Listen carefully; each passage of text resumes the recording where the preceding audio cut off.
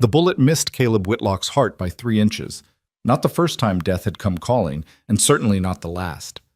But sprawled in the dust of Copper Ridge, bleeding and betrayed, he made a vow that would haunt him for 8 years. Never again would he let another soul close enough to destroy him. Yet sometimes, fate doesn't ask permission. Sometimes it arrives in a dusty stagecoach with green eyes and a banker's daughter who refuses to be saved. Stay with me until the end of this story and comment the city you're watching from.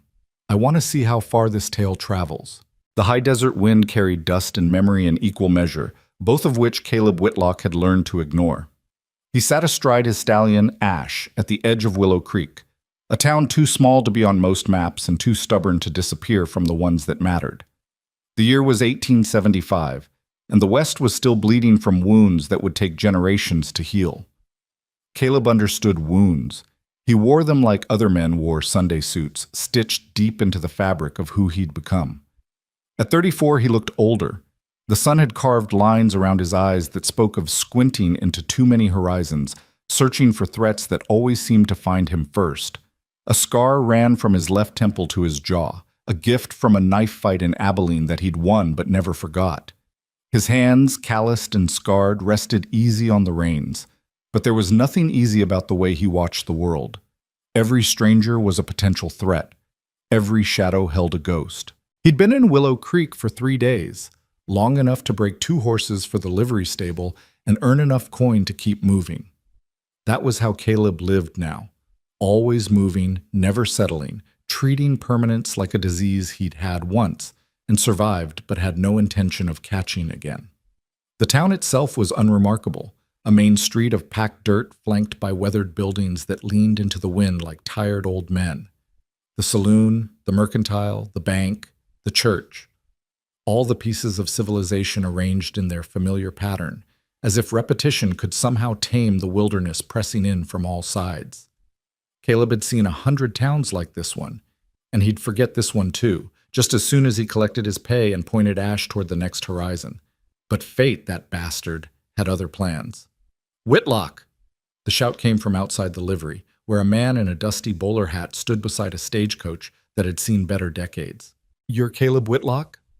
Caleb turned slowly, his hand instinctively moving closer to the Colt 45 on his hip, not drawing, just acknowledging its presence, the way a man might touch a good luck charm. "Depends on who's asking and why they want to know." The man approached with the careful steps of someone who'd learned not to startle armed strangers. He was maybe 50, with the soft hands of a man who worked with papers instead of rope. "Name's Brennan. I run the express office. Got a job if you're interested. Protection detail for a stagecoach run to Copper Ridge." "Not interested." Caleb turned back to Ash, checking the saddle cinch with hands that had performed the same motion 10,000 times. "It pays $50. Caleb paused. $50 was 3 months' wages for most cowboys. "For riding shotgun to Copper Ridge? That's 2 days through easy country. Why's it worth $50? Brennan glanced around as if the wind might be listening. "Because it ain't easy country anymore. Hadley's gang has hit 3 coaches in the past month. They're getting bolder, hitting closer to town. The passenger I've got needs to reach Copper Ridge, and they need to reach it alive. Find someone else." "I tried. Everyone who's got the skill to do it has the sense to say no. Everyone except maybe you." Caleb almost smiled at that. "And what makes you think I don't have sense?" "Because you're still here." Brennan pulled a rolled cigarette from his pocket, lit it with a match struck against his boot heel. "Most men who live the way you do, they're running from something, or to something.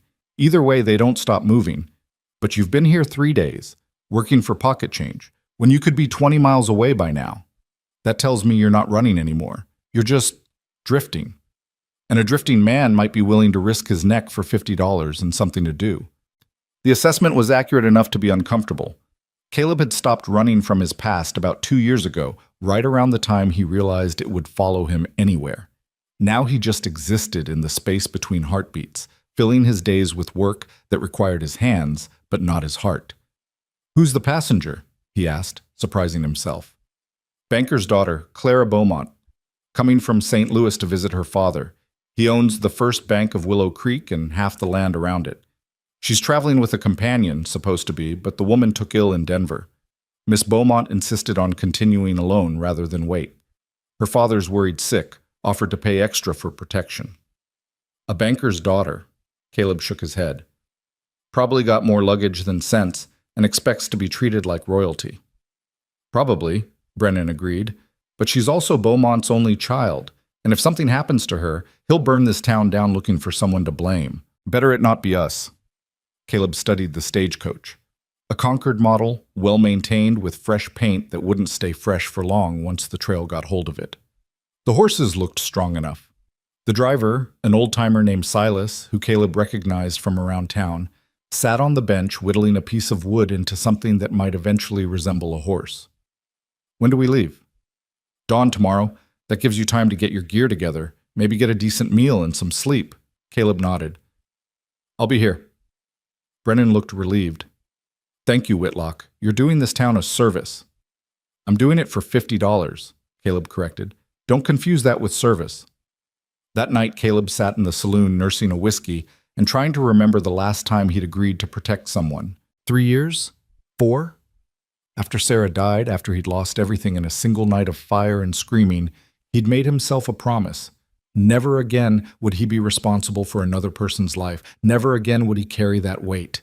And yet here he was, breaking his own rule for $50, and the vague sense that doing nothing felt worse than doing something. You're taking the Beaumont job. The statement came from the bartender, a grizzled man named Pike, who seemed to know everyone's business before they did. News travels fast. Small town. Pike refilled Caleb's glass without being asked. You know what you're getting into? A 2-day ride through country that might have outlaws. I've done worse. I'm not talking about the outlaws. Pike leaned in, his voice dropping. I'm talking about the Beaumonts. Thomas Beaumont is a hard man. Built his fortune foreclosing on desperate people. He's got enemies, and his daughter arriving here is going to stir up old resentments. Not my problem. I'm just making sure she arrives alive. That's what the last 3 guards said. Pike straightened up, moving down the bar to serve another customer, leaving Caleb with that thought and the burn of whiskey in his throat. Dawn came cold and blue, the kind of morning that made promises it had no intention of keeping. Caleb arrived at the express office to find the stagecoach already loaded, Silas checking the harnesses, while Brennan paced nervously. She's late, Brennan said, pulling out his pocket watch for what must have been the 10th time. We should have left 20 minutes ago. Then we leave 20 minutes late. Caleb swung up onto Ash, checking his rifle, his pistol, the knife in his boot, the familiar ritual of a man who'd learned that survival was in the details. There! Brennan pointed down the street where a woman emerged from the hotel, carrying a single carpet bag. Caleb had expected feathers and frills, the kind of impractical Eastern fashion that had no place in the West. What he got instead stopped his breath for just a moment. Clara Beaumont wore a traveling dress of dark blue wool, practical and well-made but dusty from the road. Her dark hair was pulled back in a simple bun, and she moved with a purposeful stride that suggested she'd walked longer distances than from a hotel to a stagecoach. But it was her eyes that caught him, green as spring grass, steady and direct, taking in everything around her with an intelligence that missed nothing.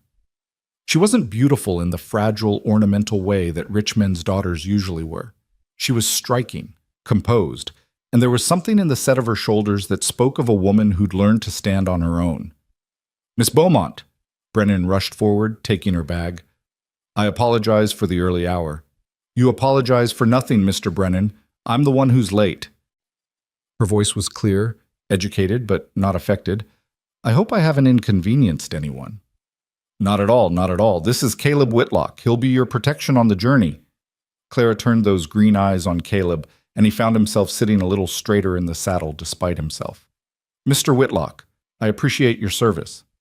He touched the brim of his hat, the most acknowledgement he was willing to give. Miss Beaumont, I understand the route may be dangerous. Might be, might not. Either way, you stay in the coach and follow instructions if trouble comes. Something flickered in her eyes. Amusement? Irritation? He couldn't tell. I assure you, Mr. Whitlock, I have no intention of being heroic. Good. Heroes tend to die first. If she was offended by his bluntness, she didn't show it. Instead, she simply nodded and allowed Silas to help her into the coach. Through the window, Caleb could see her settling in, arranging her skirts, pulling out a book from her bag. Not a romance novel or some frivolous thing, he noted, but something that looked like philosophy or history. Try to be pleasant, Brennan muttered to him. She's paying your wages. I'm being paid to keep her alive, not entertained. Caleb turned Ash toward the trail. Let's move. The first day passed without incident, which only made Caleb more tense. The trail wound through scrubland and low hills, following a creek that ran strong with snowmelt from mountains still visible in the distance. The landscape was beautiful in the way that dangerous things often are, vast, indifferent, capable of killing you if you made a single mistake. They stopped at noon to rest the horses and allow the passenger, to stretch. Clara emerged from the coach looking remarkably fresh considering the dust and heat. She walked a short distance from the trail, and Caleb found himself watching to make sure she didn't wander too far. Not because he cared, he told himself, but because losing her on his watch would be bad for business. "Mr. Whitlock," she called, and he realized she'd caught him watching. "Could you spare a moment?" He dismounted reluctantly, walking over to where she stood gazing out at the landscape. Up close, he could see the fine lines around her eyes, the way her dress showed signs of travel wear. She wasn't as young as he'd first thought, maybe late 20s, old enough to have lived, to have seen things. "Ma'am? I wanted to thank you properly, without an audience. I know this job must seem beneath someone of your obvious experience, escorting a banker's daughter through what might be empty country. $50 is $50. Yes, well," she smiled slightly. "I also wanted to assure you that despite what you might think, I'm not completely helpless. I can ride, I can shoot after a fashion, and I've traveled extensively. If circumstances require it, I won't be a burden." Caleb studied her, trying to reconcile this self-possessed woman with his assumptions about rich men's daughters. "Let's hope circumstances don't require it." "Indeed." She turned back to the view, and for a moment they stood in silence, two strangers sharing a patch of earth and nothing else. "It's beautiful, isn't it? Harsh but beautiful. I've missed this." "Missed it?" "I grew up here. Well, not here exactly, but in this country. My father moved us to St. Louis when I was 16 for proper education and society." The way she said it made clear what she thought of proper education and society. "I've been back west a few times, but never for long. Always visiting, never staying." "Why come back now?" The question was too personal, but she didn't seem to mind. "My father's getting older. He needs family clothes, and I'm all he has. So here I am, returning to a place I left and finding it both familiar and foreign." Silas called that the horses were ready, cutting off whatever Caleb might have said in response, which was probably nothing anyway. He wasn't good at conversations that veered into personal territory. Better to keep things professional, distant, safe. They made camp that evening in a grove of cottonwoods near the creek. Caleb set up a cold camp. No fire, no light, nothing to draw attention. Clara accepted this without complaint, eating the jerky and hardtack that Silas offered and wrapping herself in a blanket against the cooling evening. "You expecting trouble?" she asked Caleb as he made his rounds, checking the perimeter. "I always expect trouble. That's how you survive when it comes." "That's a grim way to live." "It's the only way to live if you want to keep living." She was quiet for a moment, then, "Who did you lose?" The question hit him like a fist. He turned, finding her watching him with those green eyes that saw too much. "What?" "Someone hurt you badly enough that you expect the world to keep hurting you. I'm asking who it was. That's none of your business." "You're right. I apologize." But she didn't look away, and somehow that was worse than if she'd pressed the question. Instead, she simply acknowledged his pain without demanding explanations, and that small act of understanding cracked something in Caleb's carefully maintained walls. He walked away before she could see it happen. The attack came at dawn. Caleb had been awake for an hour, watching the sky lighten from black to gray to pink, when he heard it. The sound of horses moving too carefully, trying to be quiet. He was up and moving before conscious thought, grabbing his rifle and moving toward where Silas slept. "Company coming," he said quietly, and the old driver was awake instantly. years of frontier living making him sharp despite his age. How many? Can't tell yet. Get Miss Beaumont ready to move. If shooting starts, you get that coach rolling and don't stop for anything. Inside the coach, Clara was already awake, her eyes alert. What's happening? Could be nothing. Could be something. Either way, you stay down and you stay quiet. Caleb checked his Colt, spinning the cylinder. If I tell Silas to run, you don't argue. You don't look back. Understand? I understand. Her voice was steady, and he found himself grateful for that. Hysterics would have made everything harder. The riders emerged from the pre-dawn shadows like ghosts becoming solid. 5 of them, spread out, rifles across their saddles. They stopped about 50 yards away, close enough to be a threat, but far enough to claim they were just passing through if it came to words instead of bullets. Caleb recognized the setup immediately. These weren't random bandits, they were hunters who'd found their prey. The man in the center walked his horse forward a few steps. He was younger than Caleb expected, maybe 25, with a cruel mouth and eyes that had seen violence and liked it. Morning, friend. That's a nice coach you're guarding. Keep riding, Caleb called back, his rifle resting easy but ready. We've got no quarrel with you. See? That's where you're wrong. The young man, Hadley, Caleb assumed, based on Brennan's warnings, smiled like a man holding 4 aces. My quarrel's with what's in that coach. Or rather, who? The coach is carrying U.S. mail, federal offense to interfere. Is that right? Hadley looked at his companions, who chuckled on cue. Thing is, I don't see any federal marshals around here. Just you, an old man, and a banker's daughter who's worth more to me than any mail. Inside the coach, Caleb heard Clara's sharp intake of breath as she understood the situation. This wasn't random. They'd been waiting for her specifically. You've been misinformed, Caleb said, his mind already calculating angles, cover, escape routes. Nobody here fits that description. I don't think I have. Hadley's hand moved toward his rifle. Now, you seem like a reasonable man, so here's what's going to happen. You're going to step aside, we're going to take the young lady for a little conversation with her father about debts and properties and such, and you're going to ride away with your life. Everybody wins, except maybe the Beaumonts, but they've had their winning streak long enough. Behind him, Caleb heard the coach door open quietly. Mr. Hadley. Clara's voice rang out clear and strong, and Caleb cursed under his breath. I am Clara Beaumont, and I know exactly what this is about. My father foreclosed on your family's ranch last year. You want revenge. Smart girl. Hadley's smile widened. Not just pretty, but smart too. Makes sense old Thomas would raise a sharp one. Then be smart yourself. Clara stepped out of the coach, and Caleb wanted to shove her back inside, but didn't dare take his eyes off Hadley. Whatever you think taking me will accomplish, it won't. My father doesn't negotiate with criminals, and if you harm me, you'll have every lawman west of the Mississippi hunting you down. Maybe, but sometimes revenge is worth the price. The moment stretched like wire pulled too tight, and Caleb knew it was about to snap. He saw Hadley's eyes flicker toward one of his men. A signal. And that was all the warning he needed. Silas, go! He fired before the words finished leaving his mouth, his bullet taking Hadley's horse in the chest. The animal went down screaming, throwing its rider, and chaos erupted.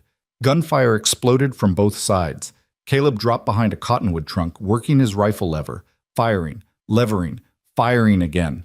One of Hadley's men went down. Another's horse bolted. Silas had the stagecoach team moving, but they were panicked by the gunfire, running wild rather than in any controlled direction. Through the dust and smoke, Caleb saw Clara stumble as the coach lurched away from her. She'd been trying to get back inside, but now she was exposed, and one of Hadley's men was bringing his rifle to bear on her. Caleb didn't think. He couldn't afford to think. He just moved. He hit Clara at a dead run, tackling her behind a fallen log as bullets chewed the wood above their heads. She gasped, but didn't scream, and he felt her hands clutching his shirt as he shielded her with his body. Stay down! He rose just enough to fire twice more, and another of Hadley's men fell from his saddle. That left 3, and the odds were getting better, but they were still going to lose if this kept up. The coach, Clara started, is gone. Silas did what I told him. He ran. Now shut up and let me think. Ash was 20 yards away, dancing nervously but trained well enough not to bolt. If Caleb could reach him, they could run. But that meant crossing open ground while men with rifles tried to kill them, and doing it while protecting someone who'd never been in a gunfight before. Another bullet struck the log, sending splinters flying. Clara flinched but still didn't panic, and Caleb found himself grudgingly impressed. Most civilians froze or fell apart under fire. She was scared. He could feel her trembling against him, but she was functional scared, not paralyzed scared. "Listen to me," he said, his mouth close to her ear so she could hear him over the gunfire. "When I say run, you run for that black horse. Don't think, don't look back, don't stop. Just run. I'll be right behind you.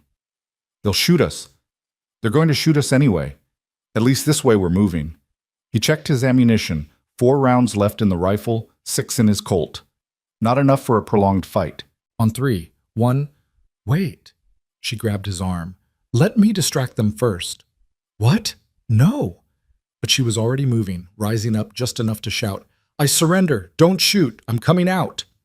It was insane. It was also brilliant.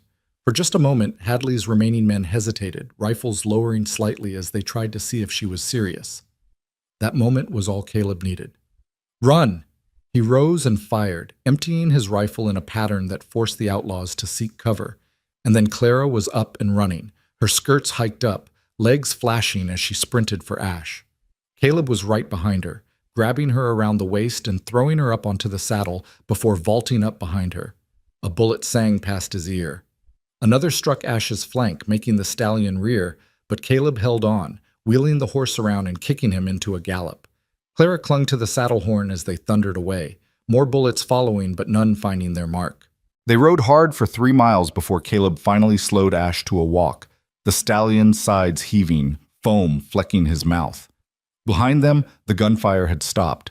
Either Hadley's gang had given up the chase or they were following more carefully. "Are you hit?" Caleb asked, his hands checking Clara for wounds even as his eyes scanned the terrain for threats. No, I don't think so." She was shaking now, the adrenaline wearing off, reality setting in. "Are you?"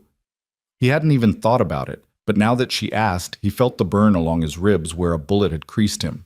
Not deep, not serious, but bleeding enough to be a problem later. "I'm fine." "You're not fine, you're bleeding." "I said I'm fine." He reined Ash to a stop, listening. Nothing, just wind and distance and the hammering of his own heart. "We need to find cover, rest the horse, figure out where we are." "What about the coach? What about Silas?" If he's smart, he kept running until he hit Copper Ridge. If he's not...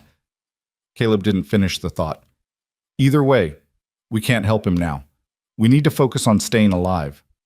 Clara nodded, and he felt her lean back slightly against his chest, exhausted. It was a practical thing, not intimate, just a tired woman seeking support from the nearest solid object.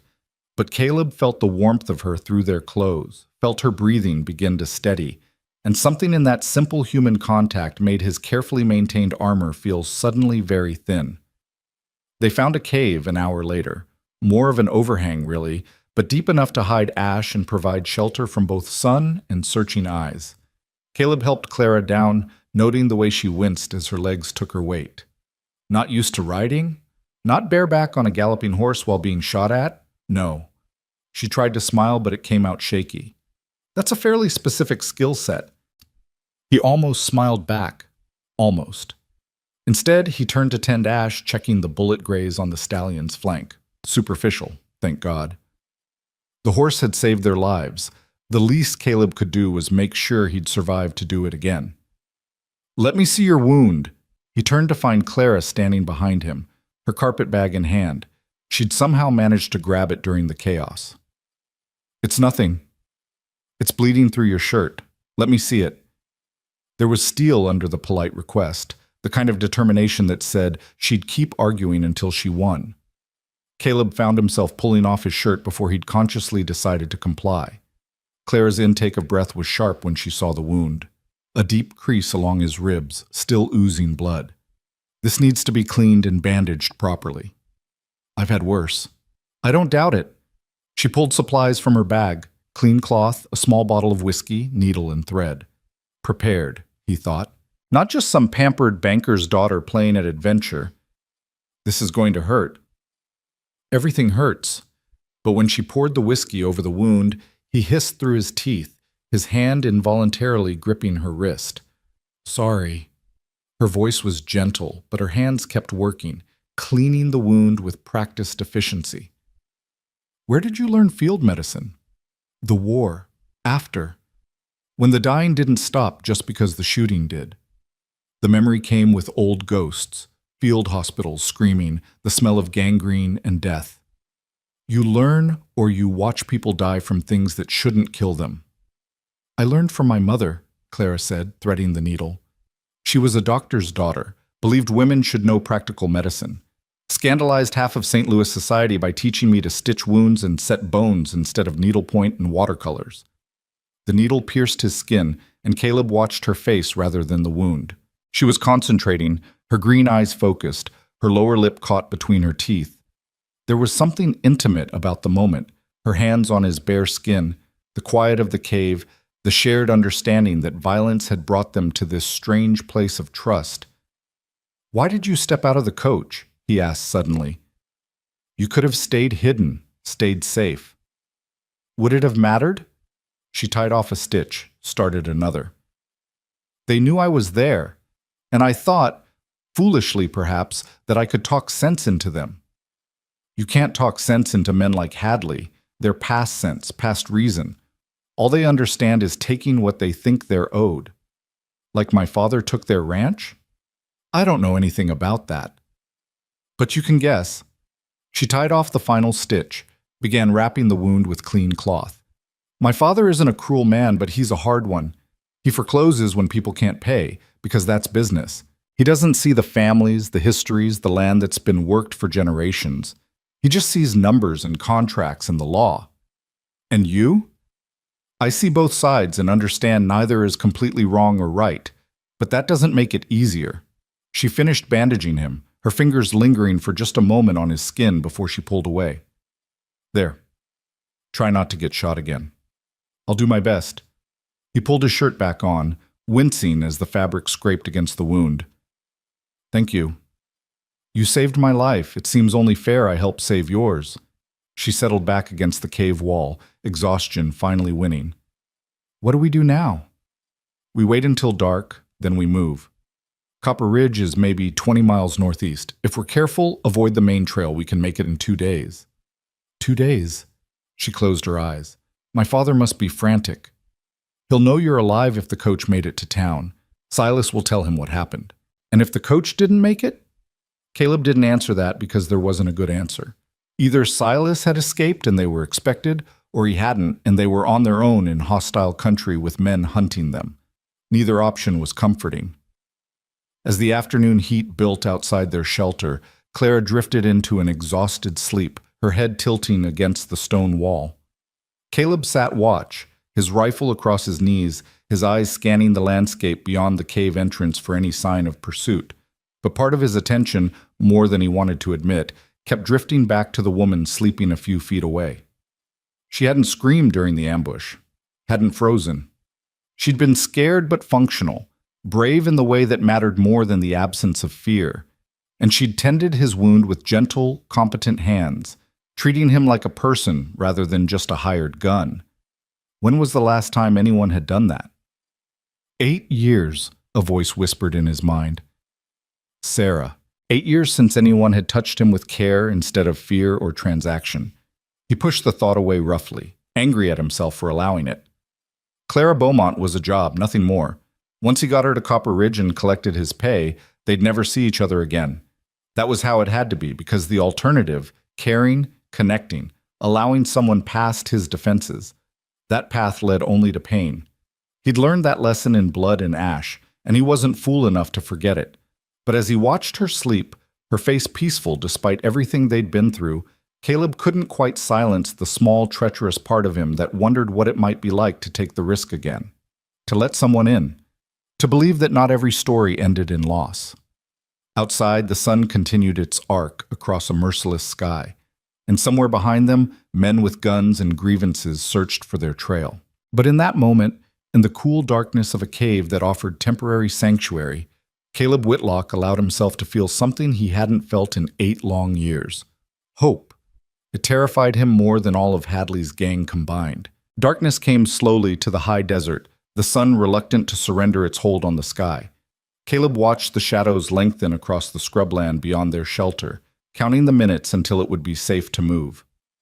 Beside him, Clara stirred, her eyes opening with the confused flutter of someone waking in an unfamiliar place before memory crashed back in. How long did I sleep? 3 hours, maybe 4. He handed her his canteen, noting the way her hands trembled slightly as she drank. Delayed shock, he recognized. The body's way of processing what the mind couldn't handle in the moment. We'll move soon. There's enough moonlight to travel by, and the dark will hide us better than daylight. She nodded, returning the canteen, and he saw her gathering herself, pulling back the fear, the exhaustion, the very reasonable desire to fall apart. It was something he understood intimately, that daily act of choosing to keep going when everything in you wanted to stop. "I need to ask you something," she said, her voice quiet but steady. "And I need you to answer honestly." "That depends on the question. What are our real chances of reaching Copper Ridge alive?" He could have lied. Should have lied, probably, given her something comfortable to hold on to. But there was something in her eyes that demanded truth, and Caleb found he couldn't insult her with false comfort. Better than 50-50. Hadley's gang is down to 3 men, maybe 4 if there were more we didn't see. They're hurt, disorganized, but they know this country and we don't. They can guess where we're heading and set up ahead of us. "So we're being hunted." "We're being hunted," he confirmed. "But I've been hunted before and I'm still breathing. That should count for something." "It does." She stood, brushing dust from her skirts. A futile gesture given their circumstances, but he recognized it for what it was. An attempt to maintain some scrap of normalcy in a world that had gone violently sideways. "What do I need to do?" "Stay quiet, stay close, do exactly what I say when I say it.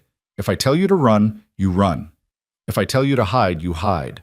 No arguments, no hesitation. Can you do that? Can I trust that you won't order me to save myself while you sacrifice yourself heroically?"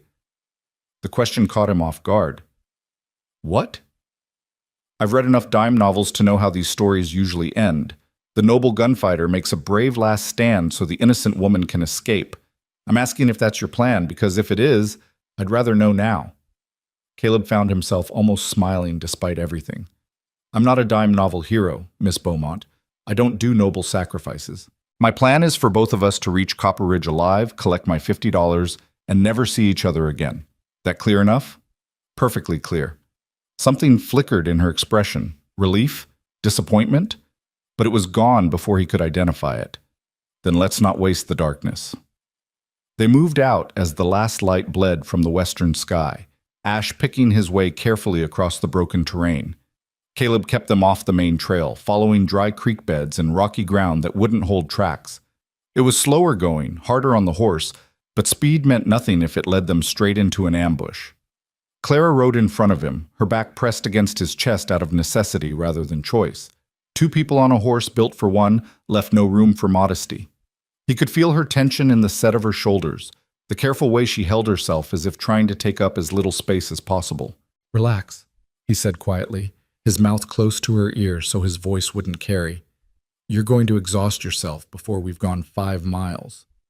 I'm not sure how to relax while riding through the dark with killers hunting us." "Fair point, but tensing up won't help. Here." He shifted slightly, adjusting her position so she leaned back more fully against him. "Use me as a backrest. Save your energy for when you actually need it." She hesitated, then slowly allowed her weight to settle against him, and Caleb tried not to notice how right it felt. The warmth of another body, the trust implicit in that surrender. He'd spent 8 years holding himself apart from human contact, and now a banker's daughter he'd known for less than 2 days was dismantling his defenses simply by existing. They rode in silence for the better part of an hour, the only sounds the soft plod of Ash's hooves and the whisper of wind through sage. The moon rose full and bright, painting the landscape in shades of silver and shadow. Beautiful and treacherous in equal measure. May I ask you something? Claire's voice was barely above a whisper. You can ask. I might not answer. The war, were you cavalry? Infantry mostly, some scouting toward the end. He didn't elaborate, and she didn't press, which he appreciated. The war was another country, another life, and he had no desire to revisit it. My father was too old to serve, but my uncle wasn't. He died at Shiloh. She was quiet for a moment. I was 12. I remember the telegram arriving, my mother collapsing, my father standing so still I thought he might shatter. Death came to our door dressed in official words on yellow paper, and nothing was ever quite the same after. No, Caleb agreed softly. It never is. Is that when you learned to expect the worst from the world? The war? The war taught me how to survive it. Life taught me to expect the worst. He felt her shift slightly, turning her head as if trying to see his face in the darkness. People you love die. Everything you build gets torn down. The only constant is loss, so you either make peace with that or you let it destroy you. That's a bleak philosophy. It's an honest one. But not complete, she said, and there was something gentle in her voice that made his chest tighten. Because if loss was truly the only constant, you wouldn't still be here. You would have given up, stopped fighting, let the darkness win. But you're still riding, still protecting, still choosing to save lives, even when you claim not to care. That has to count for something. Caleb had no answer for that, so he said nothing, and Clara mercifully let the silence stand. But her words burrowed into him like splinters, small and sharp and impossible to ignore. They stopped near midnight at a place where a spring fed a small pool surrounded by cottonwoods. While Ash drank gratefully, Caleb scouted the perimeter, checking for signs of other travelers. Nothing.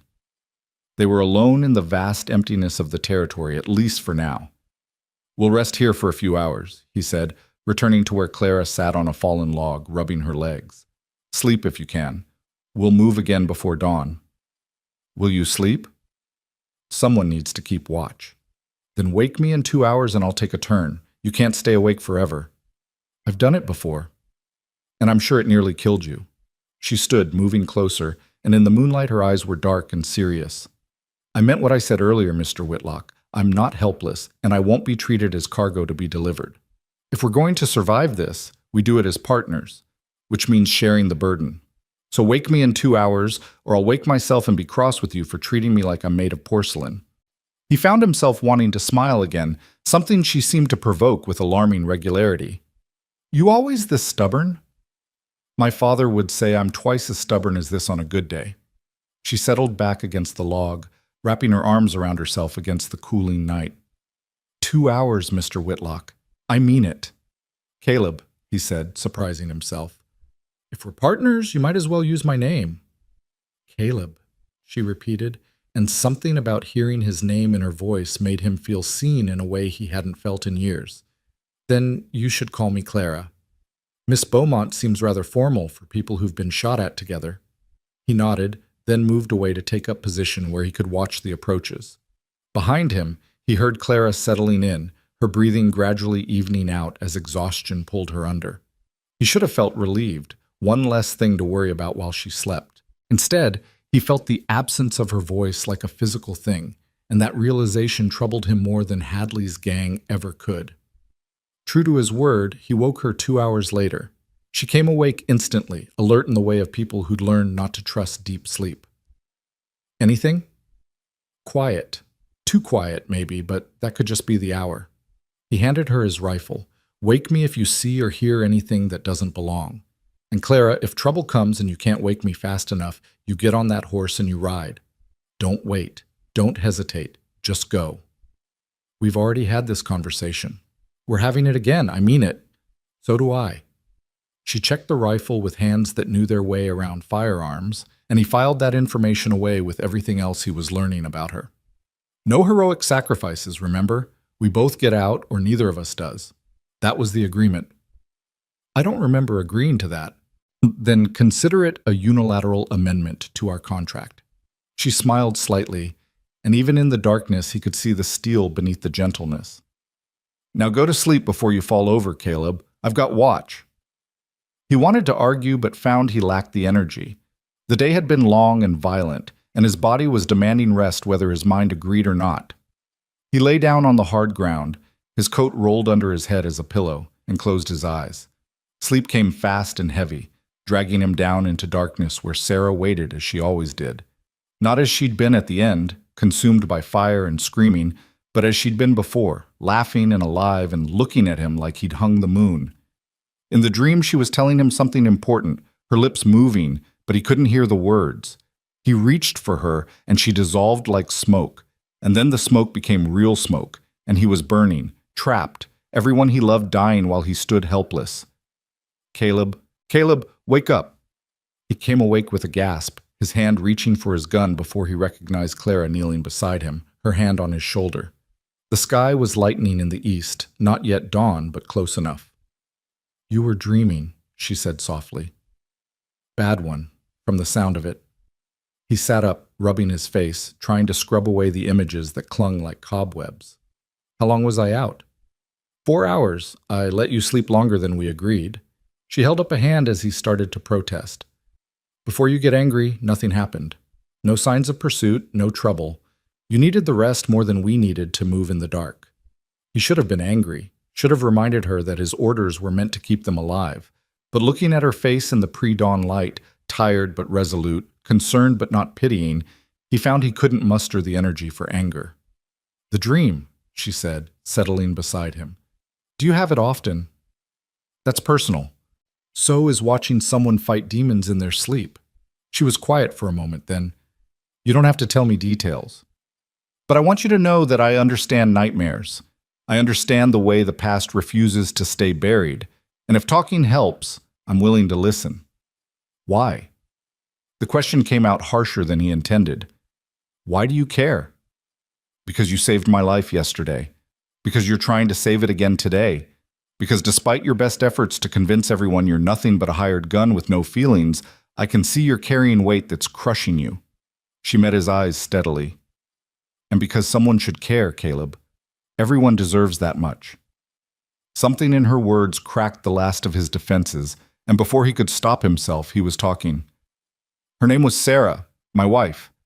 We had a house outside Abilene, small place, nothing fancy, but it was ours. She was pregnant, 6 months along. We were going to name him Thomas if it was a boy, Elizabeth if it was a girl." The words came like blood from a wound, painful but necessary. "There was a fire. Started in the barn, spread to the house. I was in town buying supplies. By the time I got back..." He didn't finish. Couldn't finish.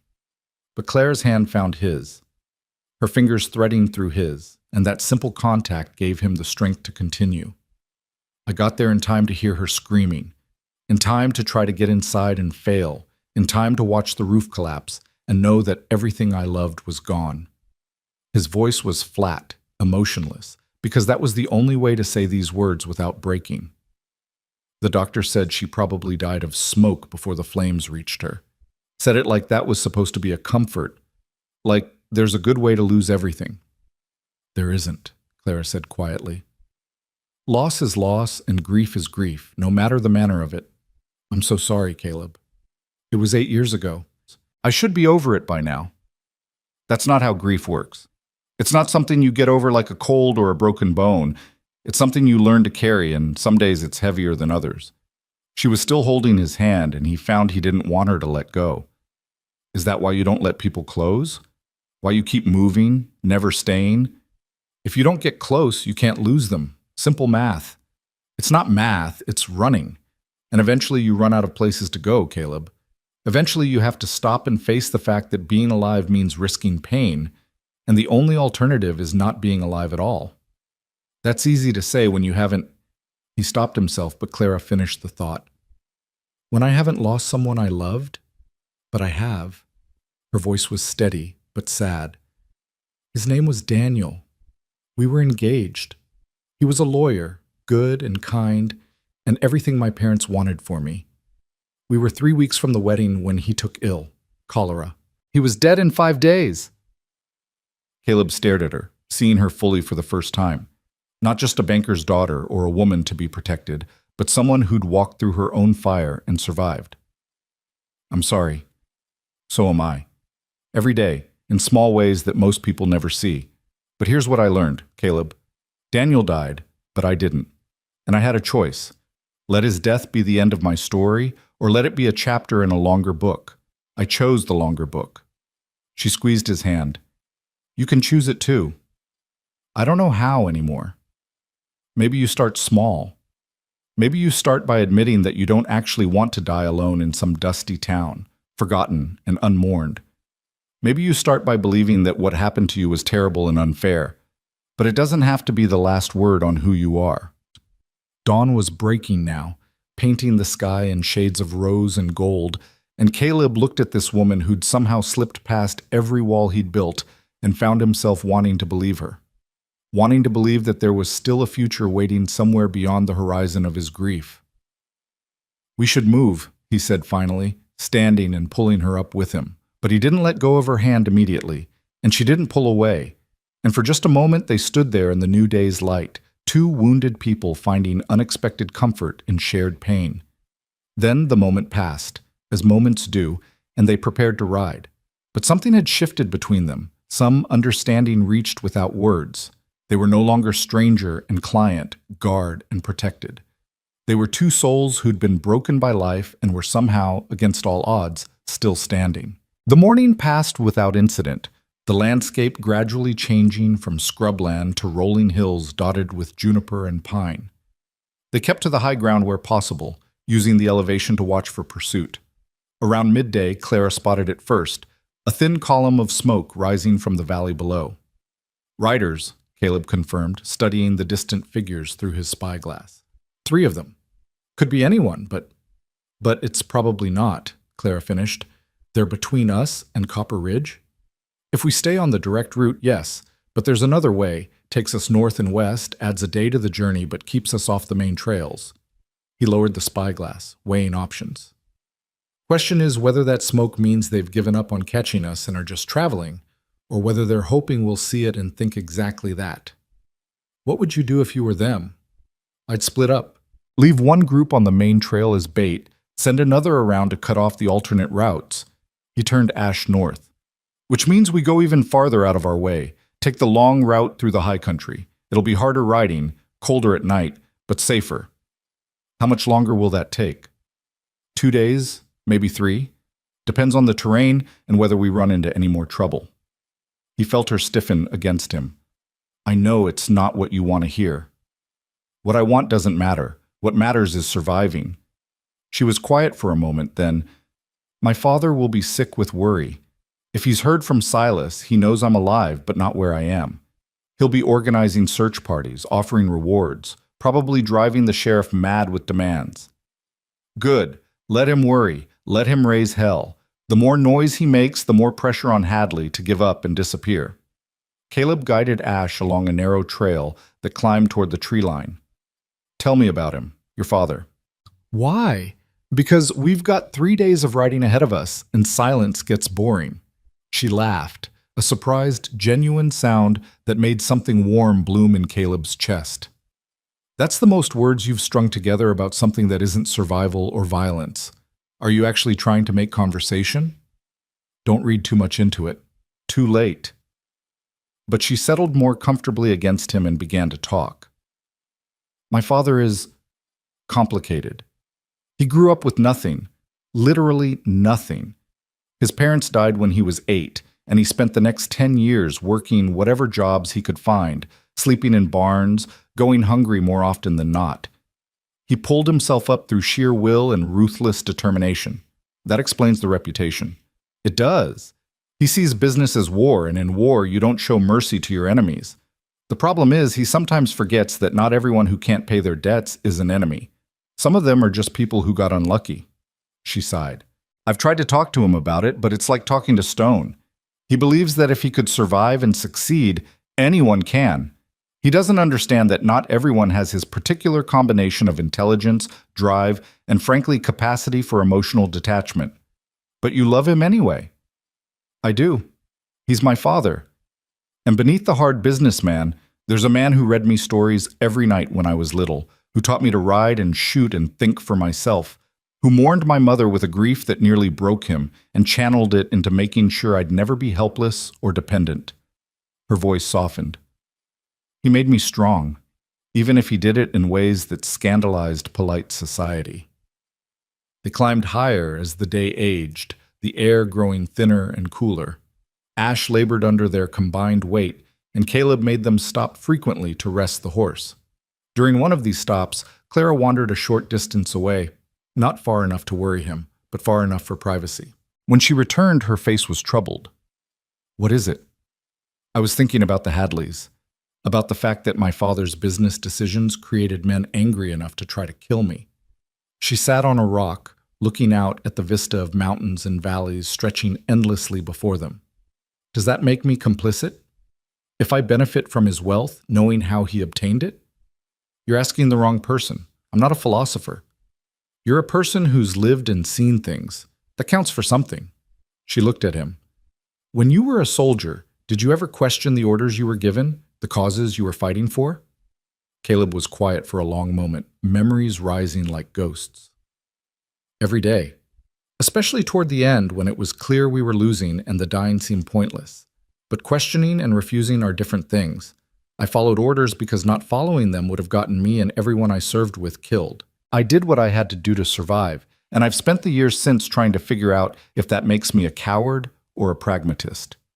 "Neither," Clara said firmly. "It makes you human. We're all just trying to survive in a world that's often cruel and rarely fair. The best we can do is try to be better than our worst choices and live with the fact that we'll never be as good as our best intentions." "That's a charitable view." "It's a realistic one." She stood, brushing dust from her skirts again, that habitual, futile gesture. "I can't change what my father did to the Hadleys. I can't undo their anger or give them back their land. But I can choose what kind of person I'm going to be going forward. I can choose to see people instead of just numbers, to understand that poverty isn't always a moral failing and wealth isn't always earned through virtue." "Your father know you think this way?" "He knows. We fight about it regularly." She smiled slightly. "I inherited his stubbornness, which he loves and hates in equal measure. He wanted me to marry well, settle into society, be a credit to his name. Instead, I started working at a charity hospital in St. Louis, tending to people who couldn't afford real doctors. He was furious." "Why?" "Because Beaumonts don't soil their hands with other people's problems. Because it was beneath our station. Because—" She paused, her voice breaking slightly. "Because after Daniel died, I couldn't just go back to tea parties and gossip. I needed to do something that mattered, something that helped. The hospital gave me that." Caleb found himself understanding perfectly. After Sarah, after the fire, he'd thrown himself into work. Any work, dangerous work, because stillness meant thinking and thinking meant drowning. "Your father came around eventually?" "Not entirely, but he loves me enough to let me make my own mistakes, as he calls them." She turned to face him fully. "That's why I was coming to Copper Ridge. He's offered me a position at his bank handling loans and assessments. He thinks I'll apply woman's intuition to reading borrowers. I think he's hoping proximity will cure me of my charitable impulses." "Will it?" "No, but I'll take the position anyway, because I've learned you can do more good from inside a system than outside it, even if it means compromising sometimes." She met his eyes. "Does that make me a hypocrite?" "It makes you practical. There's nothing wrong with that." They remounted and continued their journey into the high country, where pine forests thick with shadow offered cover, but also concealment for anyone tracking them. Caleb's tension ratcheted up with every mile. His senses stretched taut, listening for the snap of a twig or the whinny of a horse that would signal an ambush. But the forest remained quiet except for wind in the branches and the occasional cry of a hawk overhead. As afternoon faded toward evening, they found a clearing beside a stream, sheltered on three sides by rock outcroppings that would make approach difficult. "We'll camp here," Caleb decided, helping Clara down. "Cold camp again. No fire." "I'm getting used to it," she stretched, wincing, "though I'm not sure I'll ever get used to riding double." "Better than walking." "True." She knelt by the stream, splashing water on her face, and Caleb found himself watching her with something dangerously close to affection. She'd been through hell in the past 2 days, ambushed, shot at, forced to flee through wilderness with no guarantee of survival, and she hadn't complained once, hadn't fallen apart or demanded special treatment or blamed him for the situation.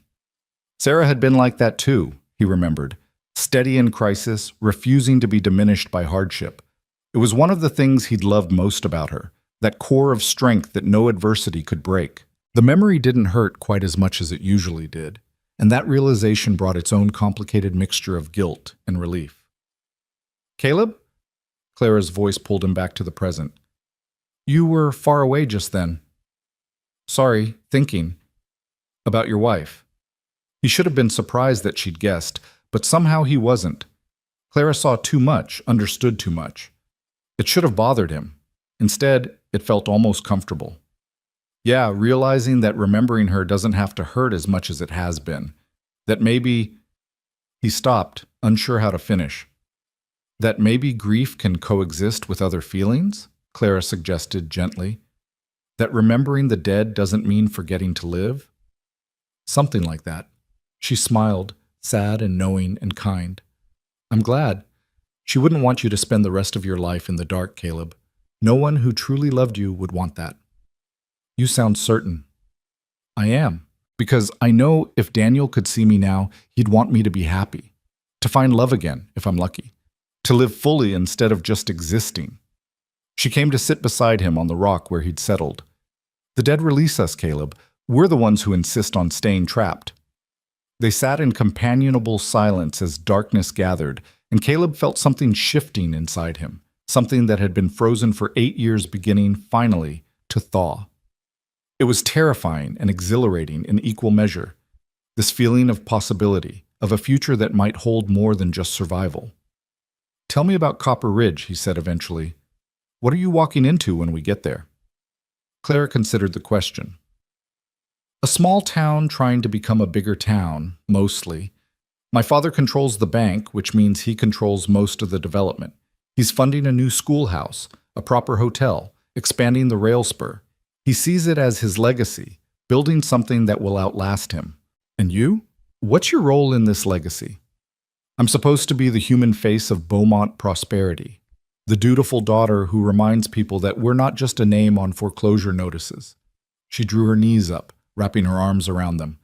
"But I want to be more than that. I want to actually help people build lives instead of just profit from their struggles." "You think your father will let you?" "I think he'll fight me every step of the way, and I'll fight back. And eventually we'll reach some compromise that leaves us both unsatisfied." She glanced at him. "What about you? After you collect your $50 and we never see each other again, as per our agreement, what then?" The question caught him unprepared. He'd spent so long not thinking about the future that he'd forgotten it was something people did.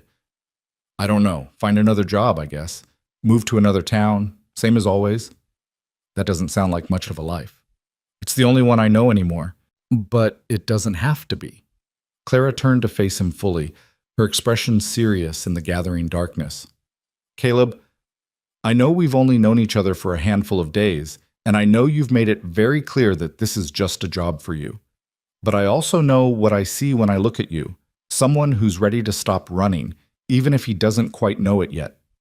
His heart hammered against his ribs. "Clara, I'm not proposing marriage or declaring undying love," she said quickly, a flush rising in her cheeks. "I'm just saying that Copper Ridge could use someone with your skills. The sheriff is 70 if he's a day, and the town is growing faster than the law can keep up. There's work there, legitimate work, if you wanted it. I'm not a lawman. You're a man who protects people. That's close enough."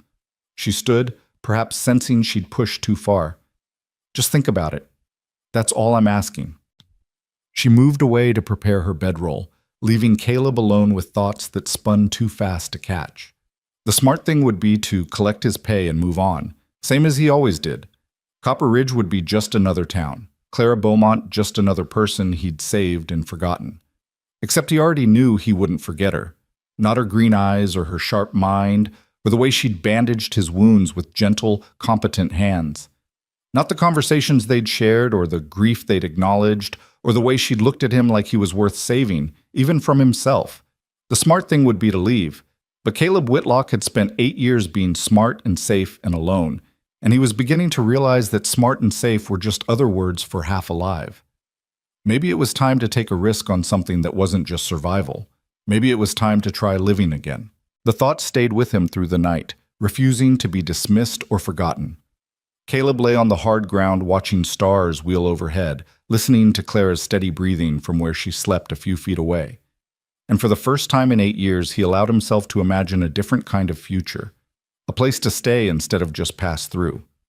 Work that meant something beyond the next meal. Maybe even, and this thought came with equal parts terror and longing, someone to come home to at the end of the day. He was still wrestling with these dangerous possibilities when Clara woke before dawn, sitting up and immediately reaching for the rifle he'd left beside her. The motion was automatic, practiced, and he found himself revising yet another assumption about bankers' daughters and their capabilities. "How did you sleep?" she asked, her voice soft in the pre-dawn stillness. "Didn't, mostly. Thinking." "About what I said?" She stood, moving to the stream to wash her face, and he noticed she didn't ask him to confirm or deny. She simply stated it as fact, reading him with the same unsettling accuracy she'd displayed since the moment they'd met. Among other things, he rose, checking Ash's condition, running his hands over the horse's legs looking for any sign of injury or strain. The stallion had carried them far and hard, and the least Caleb could do was make sure he was fit to continue. "We should reach the valley by this afternoon if we push hard. From there, it's another half day to Copper Ridge. Assuming we don't run into Hadley's men." Assuming that, he began saddling Ash, his movements economical, born of years of repetition. "But if we're going to run into them, it'll be today. They know we're heading for Copper Ridge, and they know the routes are limited through this country. If they're smart, and I think they are, they'll have set up somewhere with good sight lines and limited escape route." Clara came to stand beside him, her arms wrapped around herself against the morning chill. "So we're riding into a trap. We're riding through country where a trap might be waiting. Different thing." He glanced at her, noting the set of her jaw, the way her eyes scanned the tree line with the wariness of someone who'd learned the world could turn violent without warning. "You scared?" "Terrified," she admitted, "but also tired of running. I want this to be over, one way or another." "It will be. Before nightfall, we'll either be in Copper Ridge drinking hot coffee and sleeping in real beds, or—" He stopped, but she finished the thought. "Or we'll be dead. I know. I've made peace with both possibilities." She touched his arm briefly, a gesture of connection that sent warmth through him despite the cold. "But if we're going to die today, I'm glad it'll be trying to reach safety rather than giving up. And I'm glad I won't be alone." Something in her words unlocked something in him, and before he could think better of it, Caleb reached out and tucked a strand of hair behind her ear. A gesture so intimate, so familiar, that it shocked them both. His hand lingered for just a moment against her cheek, and Clara's eyes widened, her breath catching. "Clara, He started to speak, to say something about how she'd changed everything in just a few days, how she'd made him remember what it felt like to want more than just survival. But the words stuck in his throat, tangled with 8 years of grief and fear and the bone-deep certainty that anything he loved would be torn away. "I know," she said softly, saving him from having to finish. "I feel it too. This thing between us, whatever it is, and it terrifies me because it's too fast, too intense, too much given everything we're facing. But it's real, Caleb. I can't pretend it isn't. We barely know each other. I know you've been shot protecting me. I know you have nightmares about losing your wife. I know you think you're too broken to deserve happiness, but you're wrong." Her hand came up to cover his where it still rested against her face. "I know that in 3 days you've shown me more genuine humanity than most of the so-called gentlemen I've known in years. That counts for something." "It counts for everything," he admitted, his voice rough. "That's what scares me. If I let myself care about you, really care, and something happens, then you'll grieve, and you'll hurt, and eventually you'll heal, just like before." Her thumb traced small circles on the back of his hand. "But at least you'll have tried, Caleb. At least you'll have lived instead of just existed. Isn't that better than spending the rest of your life alone because you're too afraid to risk your heart?" He wanted to argue, to explain all the reasons why keeping his distance was safer, smarter, more sensible, But standing there in the gray dawn light with her hand warm on his and her eyes seeing straight through every defense he'd built, all those reasons felt hollow. "We should move," he said finally, stepping back, breaking the contact because if he didn't, he might do something foolish like kiss her, and kissing her would make everything that came after infinitely more complicated. Long ride ahead. If Clara was disappointed by his retreat, she didn't show it. She simply nodded and prepared to mount, accepting his help up onto Ash with a grace that suggested she understood the delicate dance they were performing, moving closer while pretending to maintain distance, acknowledging feelings while refusing to act on them until survival was less uncertain. They rode through the morning as the sun climbed higher and the forest began to thin, giving way to more open country studded with rock formations that looked like ancient giants frozen mid-stride. The landscape was beautiful and treacherous in equal measure, offering both cover and countless places for ambush. Around midday, Caleb reined Ash to a stop on a ridge overlooking a narrow valley. Below them, a trail cut through the valley floor following a creek that sparkled in the sunlight. It was the most direct route to Copper Ridge, and also the most dangerous. "What do you see?" Clara asked, following his gaze. "Too many places to hide. That rock outcropping on the left, the trees clustered on the right. Even the creek itself is deep enough to provide cover." He pulled out his spyglass, scanning methodically. "If I were setting an ambush, this is where I'd do it." "So we go around?" "Going around adds hours, maybe another full day, and they might have people watching the alternate routes too." He lowered the spyglass, weighing options that all carried risk. "We could wait until dark, try to slip through under cover of night. Or we could just ride through and dare them to try something." Claire's voice was steady, but he felt the tension in her body where she pressed against him. "They don't know we're aware they might be waiting. That gives us some advantage. It gives us the advantage of not being surprised. Doesn't help much when bullets start flying." "Then what do you suggest?" Caleb studied the valley, his mind running through scenarios, calculating odds, trying to find the option that kept them both breathing. "We go through, but we go smart. I'll ride down first, alone. If they're waiting, they'll show themselves when they see I don't have you with me. That'll give you time to—" "Absolutely not." Clara's voice was sharp. "We've been through this, Caleb. We're not splitting up, and you're not sacrificing yourself so I can escape. Whatever happens, we face it together. That's not tactical, that's emotional." "It's both." She twisted in the saddle, forcing him to meet her eyes. "And you can argue all you want about strategy and survival, but I'm not budging on this. We ride together, or we don't ride at all." He wanted to be angry with her for being stubborn, for refusing to accept the smart play. But looking at her face, fierce and determined and absolutely unwilling to compromise, he found he couldn't muster the anger. Instead, he felt something dangerously close to pride. "You're going to get us both killed with this partnership nonsense." "Maybe, but at least we'll die with our principles intact." She smiled slightly. "Besides, you're the one who said you always expect trouble, so expect it now and plan accordingly." He shook his head, but found himself planning anyway, his tactical mind adapting to the constraint of keeping them together. "All right, we go through fast, but not so fast we look like we're running. I'll keep Ash to the right side of the trail where we've got better sight lines and quicker access to cover. If shooting starts, I put you behind that boulder there." He pointed to a massive rock formation about halfway through the valley. "And I'll deal with the shooters. And if there are too many for you to deal with alone, then you use that shooting skill you mentioned, and you help.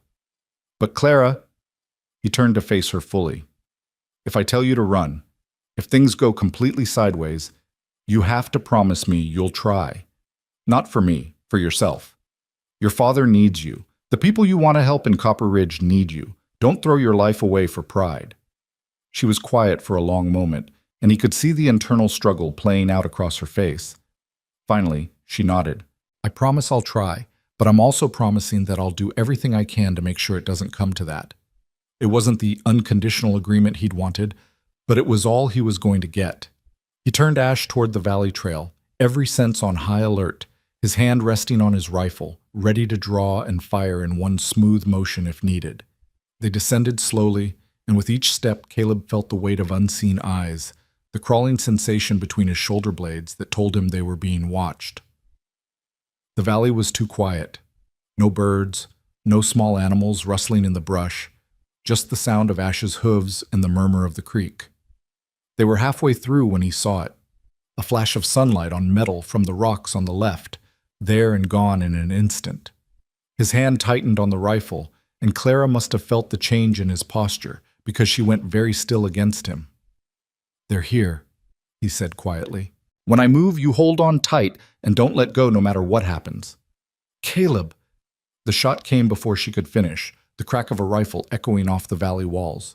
The bullet struck a rock 3 feet to their right, sending stone chips flying, a warning shot, not meant to kill. "Whitlock!" The shout came from the rocks, and Caleb recognized Hadley's voice. "That's far enough!" Caleb reined Ash to a halt, his mind already calculating distances, angles, odds. 3 men that he could see, probably more hidden, bad odds, but not impossible. "Let us pass, Hadley. This doesn't have to end in more blood." "Oh, but it does." Hadley stepped out from behind cover, rifle trained on them, and Caleb could see the rage burning in the young man's eyes. "See? You killed 2 of my boys back at that ambush. Good men, friends. That's a debt that needs paying. They tried to kidnap a woman.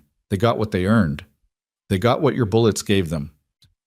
Hadley moved closer, and Caleb saw 2 more men emerge from cover, flanking them. "Now here's what's going to happen. The girl comes with us. We have a conversation with her father about restitution.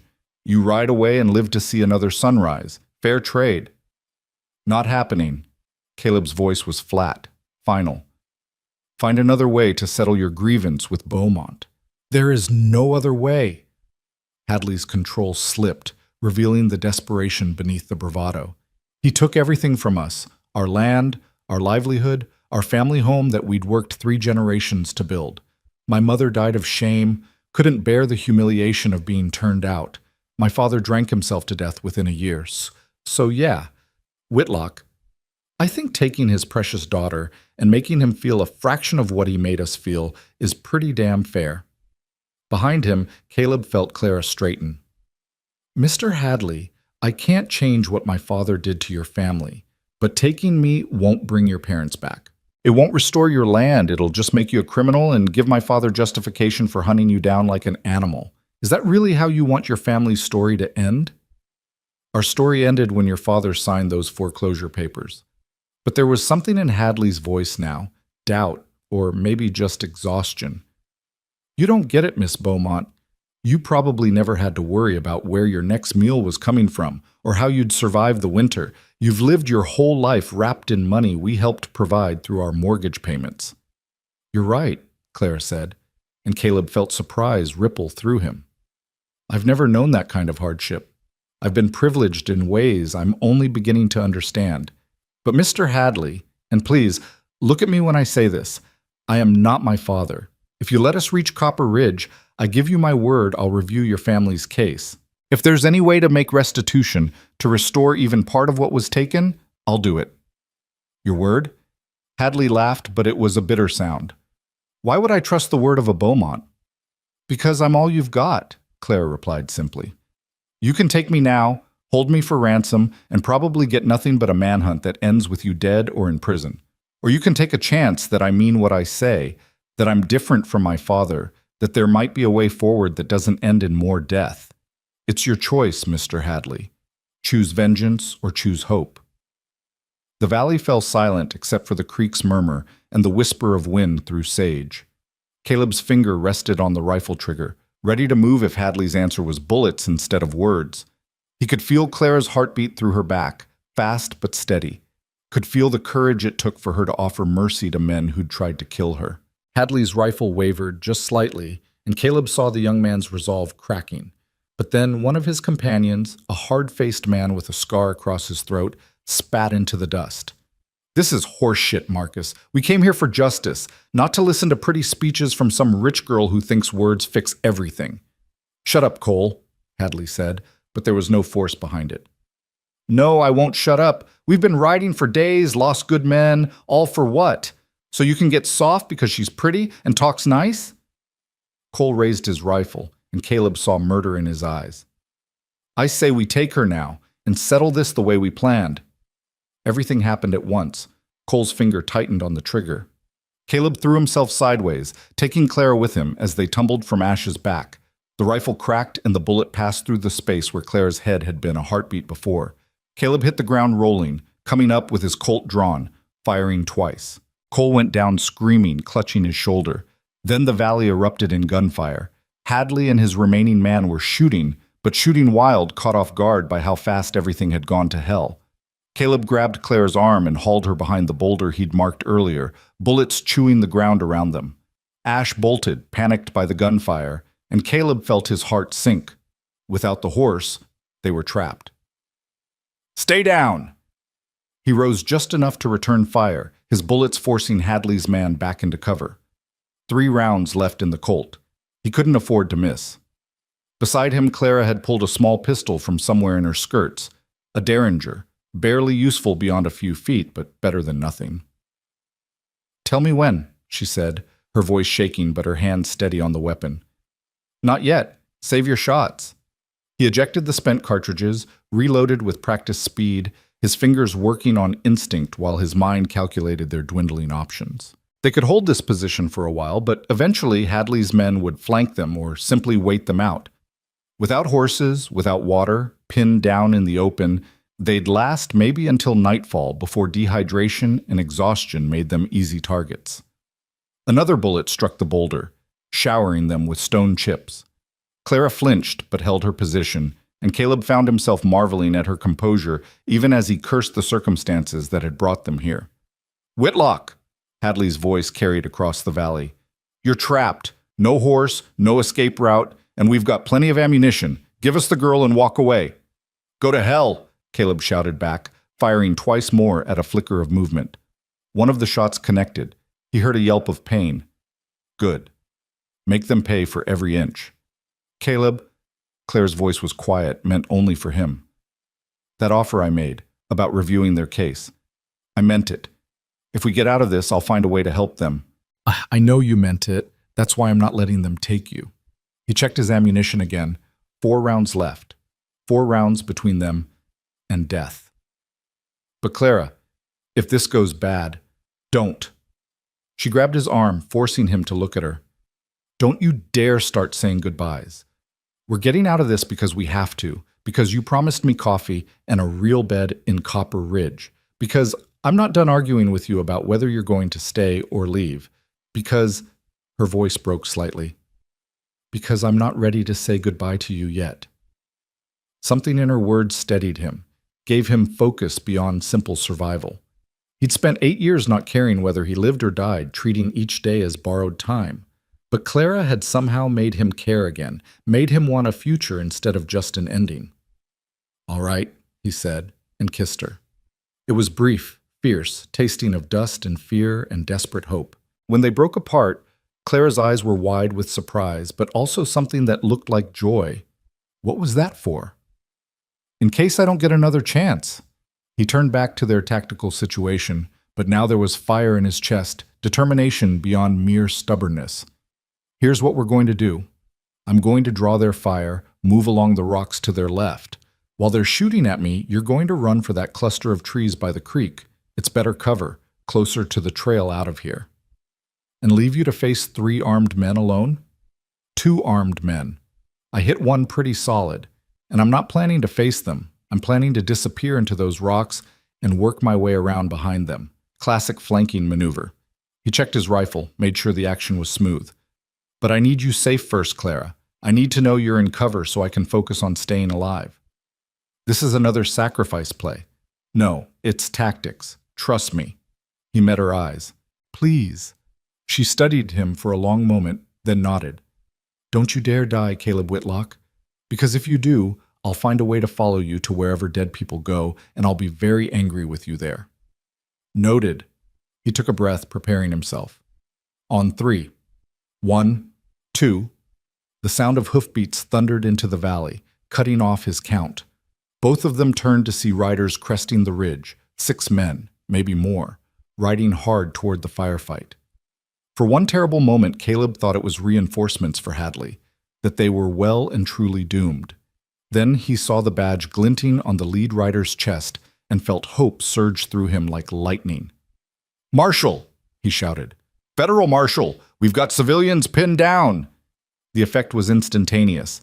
Hadley's remaining men broke from cover, running for their horses, abandoning the fight in the face of federal law enforcement. Hadley himself hesitated, looking at Clara with something that might have been regret or rage, or both, then turned and fled. The marshals pursued, their rifles cracking as they gave chase, and suddenly the valley was empty except for the wounded man Cole groaning on the ground and the thunder of hoofbeats fading into the distance. Caleb slumped against the boulder, adrenaline draining out of him all at once, leaving him shaking.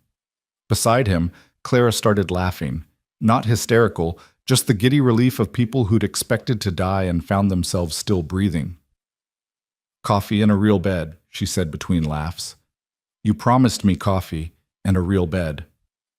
"I did," he agreed, and found himself laughing too, the sound rusty from disuse but genuine. "And I'm a man of my word."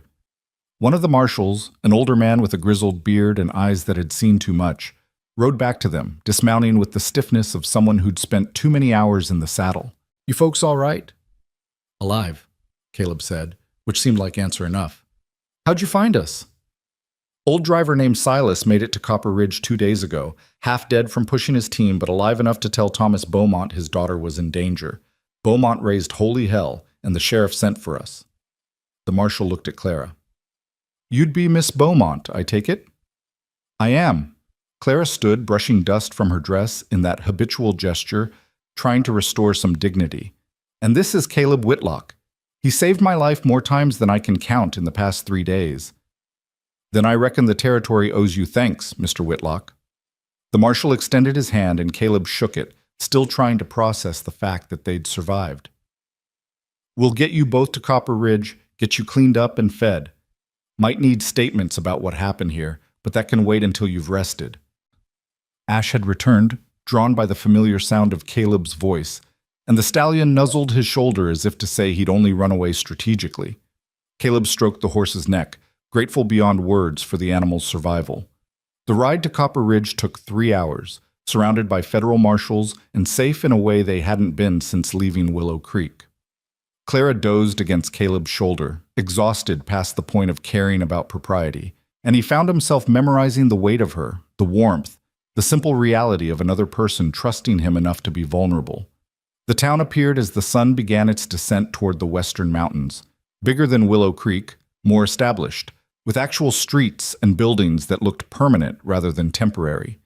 People lined the main street as they rode in, drawn by news of the Beaumont girl's return, and Caleb saw a well-dressed man pushing through the crowd, his face a mixture of relief and fury. "Clara!" Thomas Beaumont was a big man, broad-shouldered and imposing, with iron-gray hair and eyes that probably missed nothing in a balance sheet. But right now those eyes were bright with tears as he reached up to help his daughter down. "My God, Clara, I thought, when Silas told me—" "I'm all right, Father." Clara embraced him, and Caleb saw her shoulders shake as she finally let herself feel the full weight of what they'd been through. "I'm all right now." Beaumont held his daughter for a long moment, then looked up at Caleb with eyes that assessed and calculated even through emotion. "You're Whitlock, the guard Brennan hired." "Yes, sir." "Silas said you saved her life. Said you fought off an ambush and got her out when the coach was compromised." "I did my job." "You did more than your job." Beaumont's voice was gruff. "You have my gratitude, Mr. Whitlock, and my debt. Whatever you need, money, work, a place to stay, you name it and it's yours." Caleb should have taken the money and left. That was the smart play, the safe play, the one that kept his heart locked away where it couldn't be broken again. But as he looked at Clara standing beside her father, her eyes finding his across the small distance, he heard himself saying something entirely different. "I could use work, actually. The kind that keeps me in one place for a while." Something lit in Clara's face, hope, joy, relief, and Beaumont noticed, his eyes sharpening as he looked between them. But whatever he saw there, he kept his thoughts to himself, simply nodding. "I'm sure we can arrange something. Sheriff's getting old, could use a deputy, or there are other options." He put his arm around Clara. "But right now, let's get you both cleaned up. Plenty of time for business tomorrow." The next few hours passed in a blur of hot baths, hot food, and finally, blessedly, a real bed in a real hotel room. Caleb collapsed into it fully dressed, too tired to even remove his boots, and slept for 12 hours straight without nightmares. When he woke, the sun was high, and there was a note slipped under his door. Clara's handwriting he recognized from the educated loops and careful penmanship. "Meet me at the church at sunset. There's something I want to show you." C. He spent the day wandering Copper Ridge, getting his bearings, learning the rhythms of a place he might actually stay for more than a week. It was a good town, he decided. Growing but not too fast, civilized but still rough enough around the edges to feel real, the kind of place a man could build a life if he was brave enough to try. The church sat at the eastern edge of town, a simple white building with a cross on top and a small cemetery behind it. Clara was waiting on the steps, wearing a simple blue dress that made her eyes look like spring itself, and Caleb felt his breath catch at the sight of her. "You came," she said, smiling. "You asked." He climbed the steps to stand beside her. "What did you want to show me?" Instead of answering, she took his hand and led him around the church to the cemetery, stopping at a plot near the back where new grass was beginning to grow. 2 headstones stood side by side. Daniel Morrison, beloved son and fiancé, and beneath it, Sarah Whitlock, beloved wife, with dates that matched the fire. Caleb stared at the second headstone, confusion washing through him. "I don't understand. Sarah's buried in Abilene." "She is," Clara confirmed. "But I asked my father to have this made anyway, a memorial, not a grave. Because I think you need a place to say goodbye, Caleb, a place to tell her that you survived, that you're going to keep surviving, that you're going to try to be happy again, even though she's gone." His throat closed up, emotion hitting him like a fist. "Why would you do this?"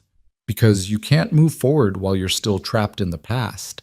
And because," Claire's voice softened, "because I'm falling in love with you, Caleb Whitlock, and I think you might be falling in love with me too.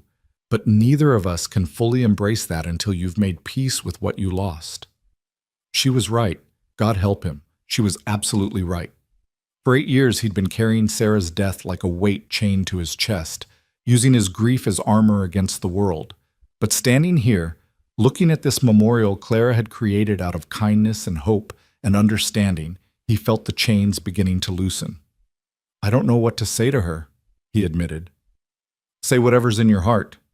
Clara squeezed his hand once, then stepped away, giving him privacy. Caleb stood before the memorial, words rising and falling in his mind like tides. Finally, he knelt, placing his hand on the cool stone, and spoke. "I'm sorry, Sarah. Sorry I couldn't save you. Sorry I let grief turn me into someone who just existed instead of lived. Sorry I've been so afraid of losing again that I stopped trying to find." His voice cracked. "But I think maybe I've found someone who makes me want to try again. Someone who sees past all my damage and thinks I might still be worth saving. I think you'd like her. I think you'd tell me to stop being a stubborn fool and take the chance while I've got it." The words hung in the evening air, and Caleb felt something break inside him. Not a bad break, but the kind that lets new growth through. He'd loved Sarah with everything he had, and her death had nearly destroyed him. But Clara was right. Sarah wouldn't have wanted him to spend the rest of his life alone, trapped in the past, refusing to embrace whatever future remained. She would have wanted him to live. He stood, wiping his eyes unselfconsciously, and turned to find Clara watching him with such tenderness that it took his breath away. "Thank you," he said simply. "You're welcome." She came to stand beside him, looking at the memorial. "I know it doesn't fix everything. Grief doesn't work that way. But maybe it's a start." "It is." He took her hand, threading their fingers together, feeling the rightness of it. "Clara, when you said you're falling in love with me, I meant it, every word." She turned to face him fully. "I know it's fast. I know it's probably foolish. I know we've only known each other a handful of days, and most of them involved someone trying to kill us. But I also know what I feel when I look at you, when you look at me. This is real, Caleb. Maybe it won't last. Maybe we'll discover we're too different, or too damaged, or too something. But maybe it'll be everything. And I'd rather try and fail than never try at all." Caleb pulled her close, resting his forehead against hers, breathing in the scent of soap and sunshine and hope. I'm falling in love with you too. Have been since you stepped out of that stagecoach looking fierce and fearless. Maybe before, if I'm honest. And it scares me to death. Good, Clara whispered, because it scares me too. But maybe being scared together is better than being safe alone. He kissed her then, properly this time.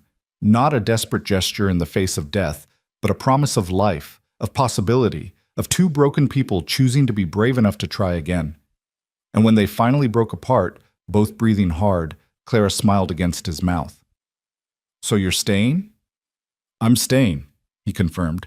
At least for a while, see how it goes. That's all I ask. She took his hand again, leading him back toward town, toward the future, toward whatever came next. Just a chance, Caleb. That's all either of us needs. Just a chance. Behind them, the sun set in glory over the mountains, painting the sky in shades of gold and crimson, and Caleb Whitlock walked toward tomorrow, with hope in his heart, and a woman who believed in him at his side. It wasn't the ending he'd expected when he'd taken a job protecting a banker's daughter for $50. It was so much better. The chance Clara spoke of arrived sooner than either of them expected, delivered not in the gentle unfolding of courtship, but in the hard realities of a frontier town trying to maintain order against forces that recognized no law but their own. 3 days after they'd walked away from that cemetery hand in hand, Caleb stood in Thomas Beaumont's office, listening to a proposal that would test everything he'd just promised himself about staying, about trying, about being brave enough to build instead of just survive. Hadley's still out there, Beaumont said, spreading a map across his mahogany desk with fingers that trembled slightly, the only sign of the fear he'd been carrying since his daughter's near abduction. The marshals caught 2 of his men, but Hadley himself escaped. He's wounded, desperate, and he knows this territory better than anyone tracking him. And you think he'll come back? Caleb studied the map, noting the terrain features, the places a man could hide, the routes he might use to approach town unseen. I know he'll come back. Beaumont's voice was flat with certainty. He's got nothing left to lose, and everything he's lost points back to me. To us. The marshals are stretched thin across 3 territories, and our sheriff, God bless him, is 72 and hasn't fired his gun in anger in a decade. We need someone who can protect this town, who can protect Clara. The words hung between them, and Caleb understood this was a test as much as an offer. Beaumont was asking if he'd stay not just for the easy parts, the courtship, the possibility of love, the chance at happiness, but for the hard parts too. The danger, the responsibility, the weight of other lives depending on his choices. What exactly are you offering? Deputy position. Reports to the sheriff in name, but in practice you'd have full authority to organize the town's defense, train volunteers, do whatever needs doing to keep people safe. Beaumont named a salary that was more than fair, then added, plus room and board at the hotel, and the use of my stable for your horse. No contract, no obligation beyond the immediate threat. If you want to leave when this is over, you leave. No hard feelings. And if I want to stay? Something flickered in Beaumont's eyes. Calculation, assessment, the measuring look of a father evaluating a potential suitor for his daughter. Then we'll talk about more permanent arrangements. But let's deal with the present danger first, shall we? Caleb extended his hand. You've got yourself a deputy, Mr. Beaumont. The handshake was firm, sealing an agreement that felt like more than just employment. As Caleb turned to leave, Beaumont's voice stopped him at the door. Whitlock, my daughter, she's all I have left in this world. Her mother died when Clara was 16, and I've built everything since then with the thought of leaving her something solid, something that would keep her safe and provided for.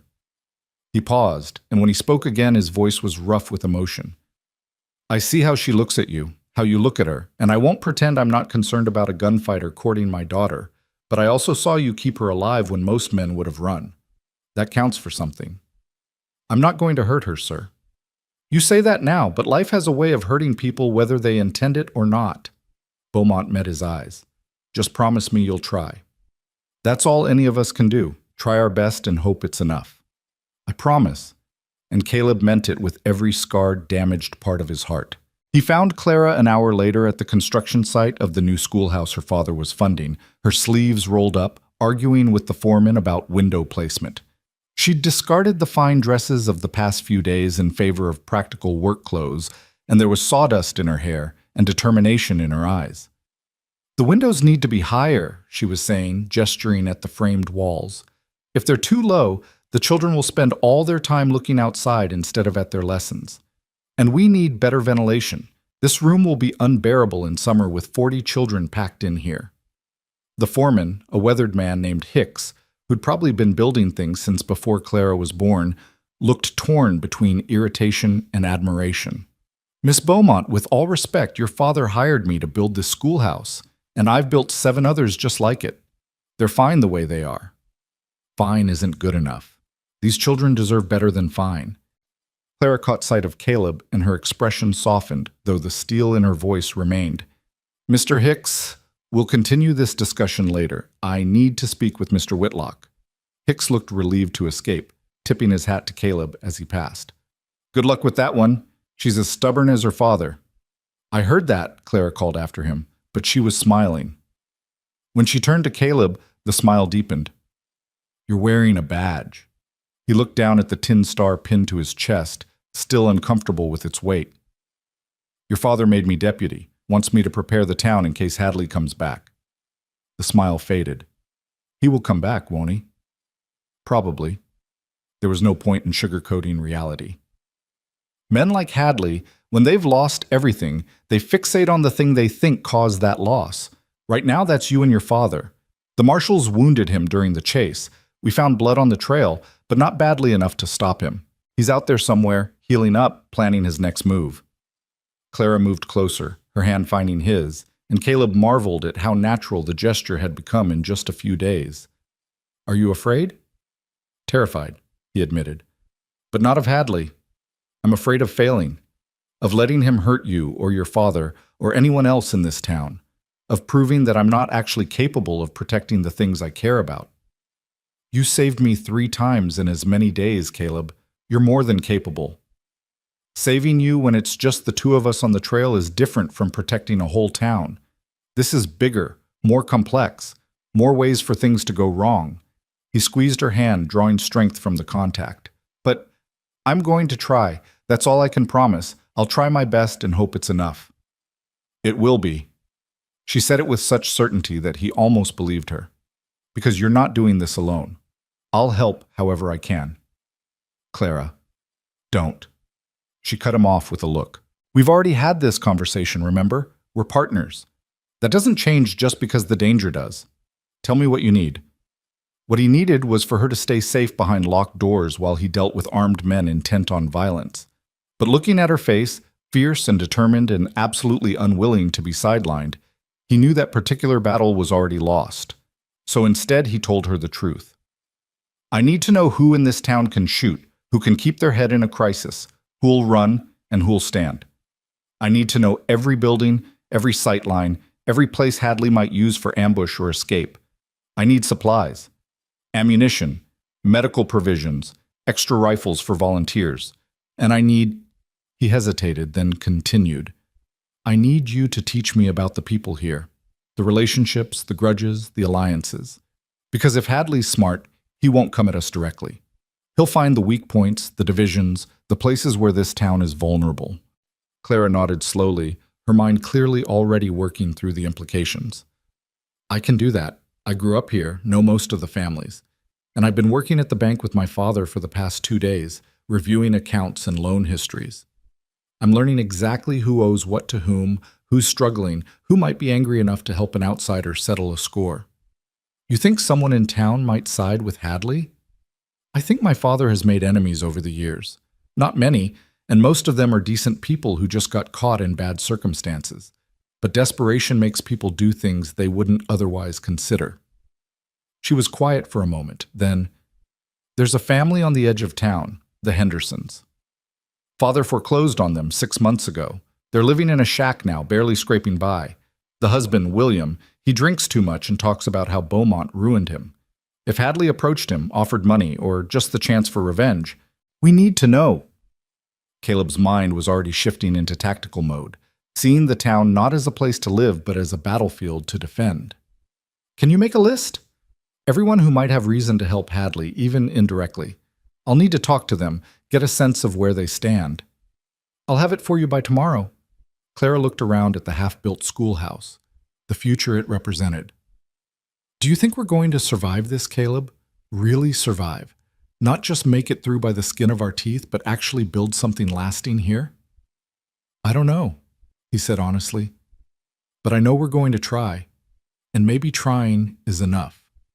They spent the rest of the afternoon walking through Copper Ridge, with Clara pointing out the key locations and residents, while Caleb committed everything to memory. The general store owned by a widow named Mrs. Patterson, who'd lost her husband in the war and had no love for violence. The saloon run by a former cavalry sergeant named Briggs, who kept order with a shotgun and a hard stare. The livery stable managed by a freed slave named Samuel, who could shoot a rifle better than most men who'd carried one in combat. The church where Reverend Morrison, Daniel's father, Clara explained quietly, preached forgiveness but kept a Winchester behind the pulpit because forgiveness didn't stop bullets. By evening, Caleb had a rough map in his mind of Copper Ridge's strengths and weaknesses, its potential allies and possible threats. He'd also gained a deeper understanding of why Clara loved this town despite its flaws. These were real people living real lives, trying to build something permanent in a land that resisted permanence. They deserved protection, deserved someone willing to stand between them and the violence that seemed to follow wherever men carried grievances and guns. That night, sitting in the hotel dining room over steaks and coffee, Clara showed him the list she'd promised. 12 names, each with a brief notation about their circumstances and potential loyalty. The Hendersons, I mentioned. The Talbots. They lost their son in a bar fight that started over a gambling debt to my father. The Yates family. Fathers in jail in Denver for passing bad checks, mothers struggling alone with 3 children. The Morgans. She paused, her expression troubled. Actually, scratch the Morgans. I talked to Elizabeth Morgan this afternoon. She's angry, yes, but she's also trying to rebuild. She wouldn't risk what little she has left on revenge. Caleb studied the list, committing each name to memory. I'll start talking to them tomorrow, quietly, just feeling out where they stand. If any of them are working with Hadley, I need to know before he makes his move. And if they are, then I'll deal with it, hopefully without violence, but he met her eyes. I won't let anyone hurt you or your father, Clara, whatever it takes. She reached across the table, taking his hand. Just promise me you won't become the kind of man who sees enemies everywhere, who lets suspicion poison everything good. That's not surviving, Caleb. That's just another kind of dying. I promise. And he meant it, though he also knew that promises made in peacetime were sometimes harder to keep when violence came calling. The next week passed in a blur of preparation. Caleb organized town volunteers into a rough militia, teaching them basic defensive tactics and positioning. He reinforced the sheriff's office, turning it into a strong point that could withstand assault. He rode the perimeter of town, identifying the likely approaches an attacker might use and setting up early warning systems, bells that could be rung, signals that could be given. He talked to each person on Clara's list, gauging their anger and their loyalty, trying to assess whether any of them were desperate or damaged enough to betray their neighbors for the sake of revenge. Most were exactly what Clara had said, decent people caught in bad circumstances, angry at Beaumont, but not murderous, wanting justice, but not at the cost of innocent lives. William Henderson was bitter and drunk, but when Caleb talked to him, really talked, listening instead of interrogating, he heard beneath the anger a man who just wanted his dignity back. The Talbots grieved their son, but blamed the man who'd killed him, not the banker who'd sparked the argument. The Yates family was too focused on survival to worry about revenge. But there was one name that troubled Caleb, one conversation that left him uneasy even though nothing specific was said. Jacob Winters owned a small ranch north of town, and he'd lost it to Beaumont's foreclosure 8 months ago. Unlike the others, Winters didn't seem angry. He was calm, almost pleasant when Caleb visited, offering coffee and talking about the weather and the price of cattle. But his eyes were cold, and there was something in the way he spoke about Beaumont, not rage, but something colder, more calculated, that set off every alarm Caleb had learned to trust during his years of staying alive by reading people. He's going to be a problem, Caleb told Clara that night as they sat on the hotel porch, watching the stars emerge. I can't prove anything, but I'd bet my last dollar he's either already helping Hadley or waiting for the right moment to make his move. Jacob Winters? Clara frowned. He always seemed so reasonable. Even when father foreclosed, he didn't make a scene, just packed up his family and moved into town without any drama. That's what worries me. Everyone else wore their anger on their sleeves. Winters buried his, which means it's either gone or it's festering into something worse. Caleb lit a cigarette, watching the smoke rise into the darkness. I'm going to have the sheriff assign someone to watch him, discreetly. Do you really think Hadley's close? I know he is. I can feel it. He'd learned over the years to trust the crawling sensation between his shoulder blades, the instinct that said danger was near even when no evidence supported it. He's been out there for 2 weeks now. That's long enough to heal, to plan, to find whoever he's going to use as inside help. It's almost time, Clara. Whatever's coming, it's coming soon. She moved closer, resting her head on his shoulder, and Caleb wrapped his arm around her, drawing comfort from her presence. In the 2 weeks since that kiss at the cemetery, they'd fallen into a relationship that felt both new and ancient, tentative in some ways, assured in others, always aware of the danger surrounding them, but refusing to let that danger dictate their lives. I've been thinking, Clara said quietly, about after. When this is done, one way or another. What do you want, Caleb? Really want. Not just what you think you should want or what's safe to want. What does your future look like? It was a question he'd been avoiding, afraid that imagining a future might jinx his chances of living long enough to have one. But sitting there with Clara warm against him and the night peaceful around them, he found himself answering honestly. I want mornings where I wake up next to someone who knows my worst stories and chooses to stay anyway. I want work that matters, that helps people instead of just keeping me alive. I want... He paused, then continued softly. I want a home, Clara. Not just a place to sleep, but a home. Somewhere I belong, somewhere I don't have to leave. That sounds perfect. Her voice was thick with emotion. And maybe that home could have a garden and a porch where we'd sit on summer evenings. And maybe eventually there'd be children running through it, filling it with noise and life. Is that what you want? With you? Yes. She turned to look at him, her eyes shining in the lamplight from the hotel windows. I know it's fast. I know we're probably supposed to court for a year or two, let society approve and my father investigate your prospects. But we've already faced death together, Caleb. We've already seen each other at our worst and our best. What more do we need to know? Nothing, he said, and kissed her, tasting the future on her lips, coffee and possibility, and the brave, foolish hope that maybe this time, this love, would be the one that lasted. They were still kissing when the church bell began to ring, the urgent clanging that signaled danger, and Caleb felt his blood turn to ice. Stay here, he said, already moving, his hand on his gun. Like hell! Clara was right behind him as he ran toward the sound, toward whatever crisis had triggered the alarm. They found Samuel from the livery stable in the street, breathing hard, his shirt soaked with blood from a gash on his arm. Winters, he gasped. Jacob Winters. He's got men at his ranch. Saw them when I was riding back from the Patterson place. At least 6, maybe more. They're armed, Caleb, armed and watching the town. Did they see you? One of them took a shot at me when I got too close. That's how I got this. He gestured at his arm. But I rode hard, got back here to warn you. They're coming, Caleb. Tonight, I bet my life on it. Caleb's mind raced through options, tactics, the dozen different ways this could go wrong. Clara, get your father. Get him somewhere safe. The bank vault, it's the strongest structure in town. Samuel, round up everyone we trained. I want them armed and at their positions in 15 minutes. What are you going to do? Clara's voice was steady, but he could hear the fear beneath it. I'm going to end this. He checked his guns, made sure he had extra ammunition. Winters made a mistake showing his hand before Hadley made his move. That means we know where at least some of the threat is coming from. I'm going to his ranch, going to make him talk, going to find out where Hadley is and stop this before it turns into a massacre. That's suicide. You can't ride into 6 armed men alone. I've done it before. He cupped her face in his hands, memorizing her features in case he never saw them again. Clara, if I don't come back... No. She grabbed his wrists, her grip fierce. No goodbyes, remember? You're coming back because you promised me a future, and I'm holding you to that promise. Clara, I mean it, Caleb. You don't get to ride off to die heroically because that's not the agreement.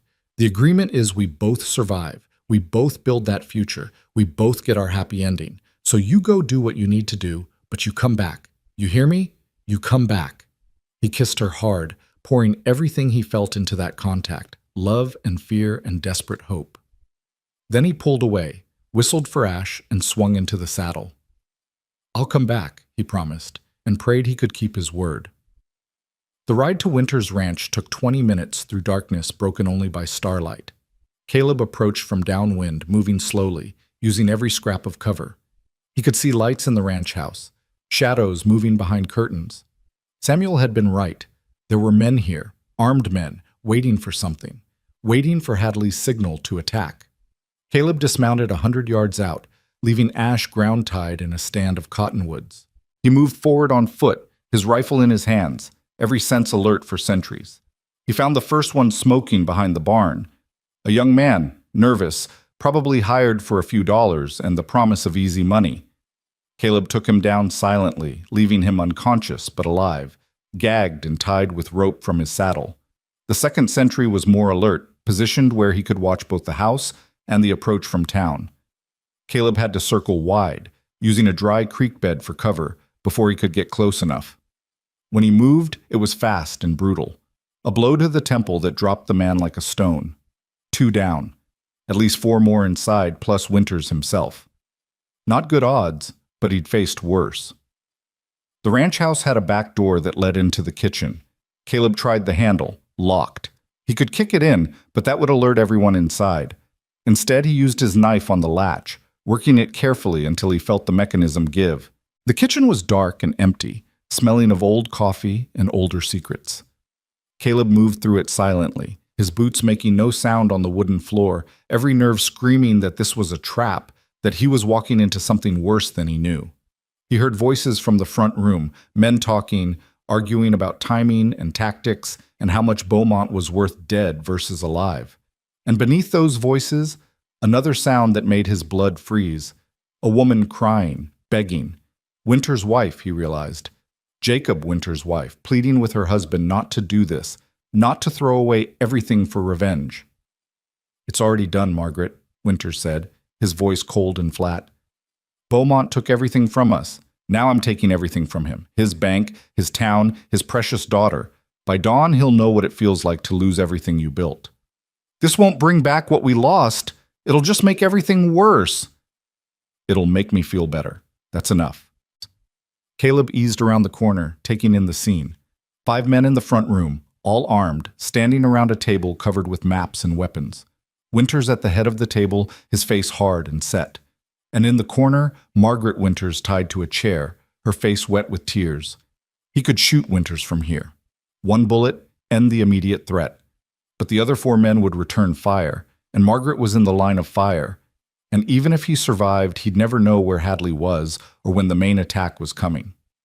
So instead, he stepped into the doorway, his rifle trained on Winters, and said clearly, "Nobody move." 5 guns swung toward him, 5 men frozen by surprise, and for a moment Caleb thought he might actually pull this off without bloodshed. Then one of the men, young, stupid, or both, went for his pistol, and the room erupted in violence. Caleb shot him first, the bullet taking him in the shoulder and spinning him around. He worked the lever, shot again, and another man went down. The other 2 dove for cover, returning fire, and bullets tore through the walls around Caleb's head. He rolled behind a heavy cabinet, reloading, his ears ringing from the gunfire in the enclosed space. "Whitlock!" Winter's voice carried over the chaos. "You're outnumbered and outgunned. Surrender and I'll let you live." "Not how this works, Winters," Caleb shouted back. "Your men are down, your plan's compromised, and right now the whole town knows you're involved. This is your last chance to end this without more people dying. The town's finished. Hadley's already on his way with 20 men. By morning, Copper Ridge will be ashes and Beaumont will be dead." 20 men. God in heaven, 20 men. Caleb's mind raced, calculating how long it would take to get back to town, how long before the attack came. He needed to end this now, needed to get back and warn everyone, needed... The back door crashed open and Claire's voice rang out, clear and commanding. "Everyone stop!" Caleb's heart stopped. Clara stood in the kitchen doorway, her father's rifle in her hands, pointing it at the men in the front room with hands that didn't shake. Behind her, impossibly, Thomas Beaumont stood with his own weapon, his face set with grim determination. "You shouldn't be here," Caleb said, torn between gratitude and fury. "Probably not," Clara agreed, "but we are. So let's deal with what's in front of us. Mr. Winters, you have a choice. You can continue this madness and die here tonight, leaving your wife to mourn you. Or you can put down your gun, tell us where Hadley's coming from, and maybe we can all survive the night." "You think I'll betray Hadley for mercy from a Beaumont?" Winters laughed, but there was desperation in it now. "You don't understand. This isn't just about revenge anymore. Hadley promised me money, real money, enough to start over somewhere else. Promised me I'd be paid for every Beaumont I helped put in the ground." "He lied," Caleb said flatly. "Men like Hadley don't pay their debts. They use people and discard them. You're not his partner, Winters. You're his tool. And when this is over, whether he wins or loses, you'll be dead or in prison while he moves on to the next grudge, the next town, the next fool desperate enough to believe his promises." For the first time, doubt flickered across Winters' face. "You don't know that." "I know exactly that. I've seen men like Hadley before. Hell, I've been men like Hadley before, so focused on what I'd lost that I couldn't see I was destroying any chance of finding something new." Caleb lowered his rifle slightly, not surrendering but offering an opening. "But I also learned that vengeance is just another word for slow suicide. You kill Beaumont, you burn this town, and then what? You think you'll feel better? You think that emptiness inside will fill up? It won't. It'll just get bigger, darker, until there's nothing left of the man you used to be." "He's right, Jacob." Margaret Winters' voice was soft but clear. "Please, I've already lost our home. Don't make me lose you too." The silence stretched like wire pulled too tight, and Caleb could see Winters wavering, caught between the desire for revenge and the reality of its cost. Then, slowly, incredibly, Winters lowered his gun. "East approach," he said quietly. "Hadley's coming from the east, through the canyon. He's got 20 men, like I said. They'll hit just before dawn, when the town's sleeping and the sentries are tired.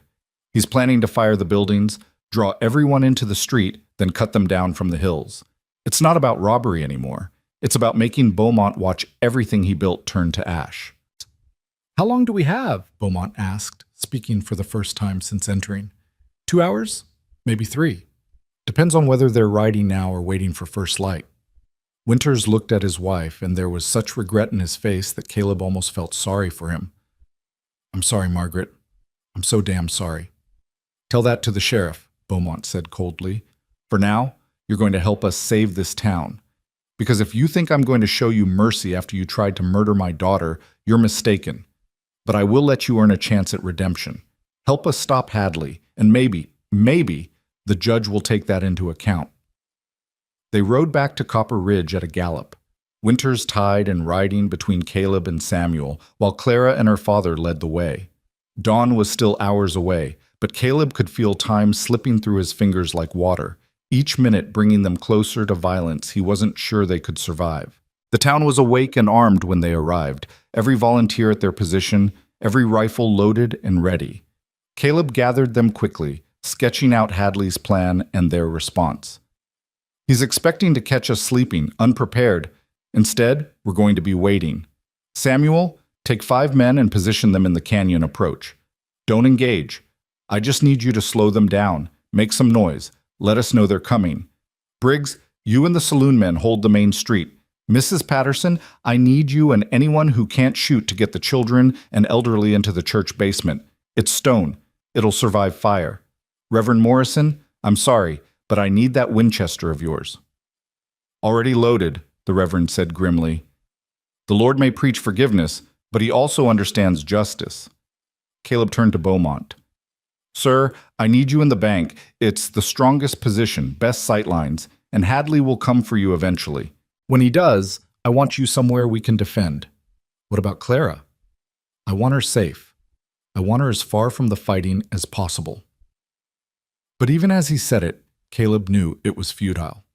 Clara stood beside him, her father's rifle still in her hands, her jaw set with the same stubborn determination he'd seen when she'd refused to leave him behind during the ambush. "Not happening," she confirmed. "I stay with you. We're partners, remember? We both survive or neither of us does." "Clara, I can shoot, I can reload, and I can watch your back. Those are 3 things you're going to need when 20 armed men come riding into town." She met his eyes. "Stop trying to protect me and let me help you protect everyone else." He wanted to argue, wanted to lock her in the bank vault and stand guard until the danger passed. But looking at her face, fierce and brave and absolutely unwilling to be sidelined, he realized that trying to cage her would break something essential in who she was. And he loved her too much to do that, even to keep her safe. "You stay close to me. You don't take risks. And if I tell you to run, you run. Those are the conditions." "Agreed." She stepped closer, kissing him quickly. "Now, let's go save our town." The next 2 hours passed in tense preparation and tenser waiting. Caleb positioned his volunteers carefully, using the buildings for cover, setting up crossfires that would catch Hadley's men in a killing field if they tried to rush the main street. He checked and rechecked everyone's ammunition, their positions, their nerves. Some were scared. He could see it in their eyes, but none ran. They were defending their homes, their families, their futures.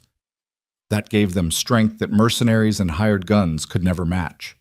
Clara stayed beside him through it all, helping where she could, offering encouragement, steady and calm, in a way that made others braver just by her presence. Watching her move through the preparations, Caleb felt his heart clench with love and fear in equal measure. She was everything he'd thought he'd lost forever: hope and kindness, and the belief that tomorrow could be better than today. And now she was standing in harm's way because of choices he'd made, because he'd agreed to protect her and brought her into a war that might destroy them both. "Stop it," she said quietly, reading his face as easily as she read his heart. "Stop blaming yourself for things that haven't happened yet. We're here because we choose to be here, Caleb, both of us. Whatever comes, we face it together." Before he could respond, Samuel came riding hard from the east, his horse lathered and his face urgent. "They're coming! Hadley's men, maybe 15 minutes out. And Caleb, there's more than 20, closer to 30, and they're armed like they're going to war." 30 men. 30 armed men against maybe 20 volunteers, half of whom had never been in a real fight. The odds had just gone from bad to impossible, and Caleb felt the old, familiar weight of responsibility settling onto his shoulders like iron chains. But then Clara's hand found his, squeezing once, and he felt the weight shift from burden to purpose. These people were counting on him, trusting him, and by God, he wasn't going to let them down. "Everyone to positions," he called out, his voice carrying through the pre-dawn darkness. "Hold your fire until I give the word. Make every shot count. And remember, you're not just fighting for yourselves. You're fighting for every person in this town who can't fight. Make them proud." A ragged cheer went up from the volunteers, and Caleb saw their fear transform into determination. They were ready, as ready as they'd ever be. Beside him, Clara checked her rifle one final time, her face set with calm resolution. "Whatever happens," she said softly, "I want you to know I love you.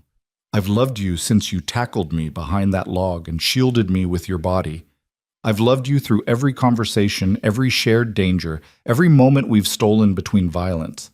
And I'll love you beyond today, whether we survive or not." "We'll survive," Caleb said, and willed it to be true. "We have to. We've got too much living left to do." The eastern sky was just beginning to lighten when they heard it. The thunder of hoofbeats, the war cries of men who thought they were riding to easy victory. Caleb watched them come, dark shapes against the dawn, and tightened his grip on his rifle. This was it.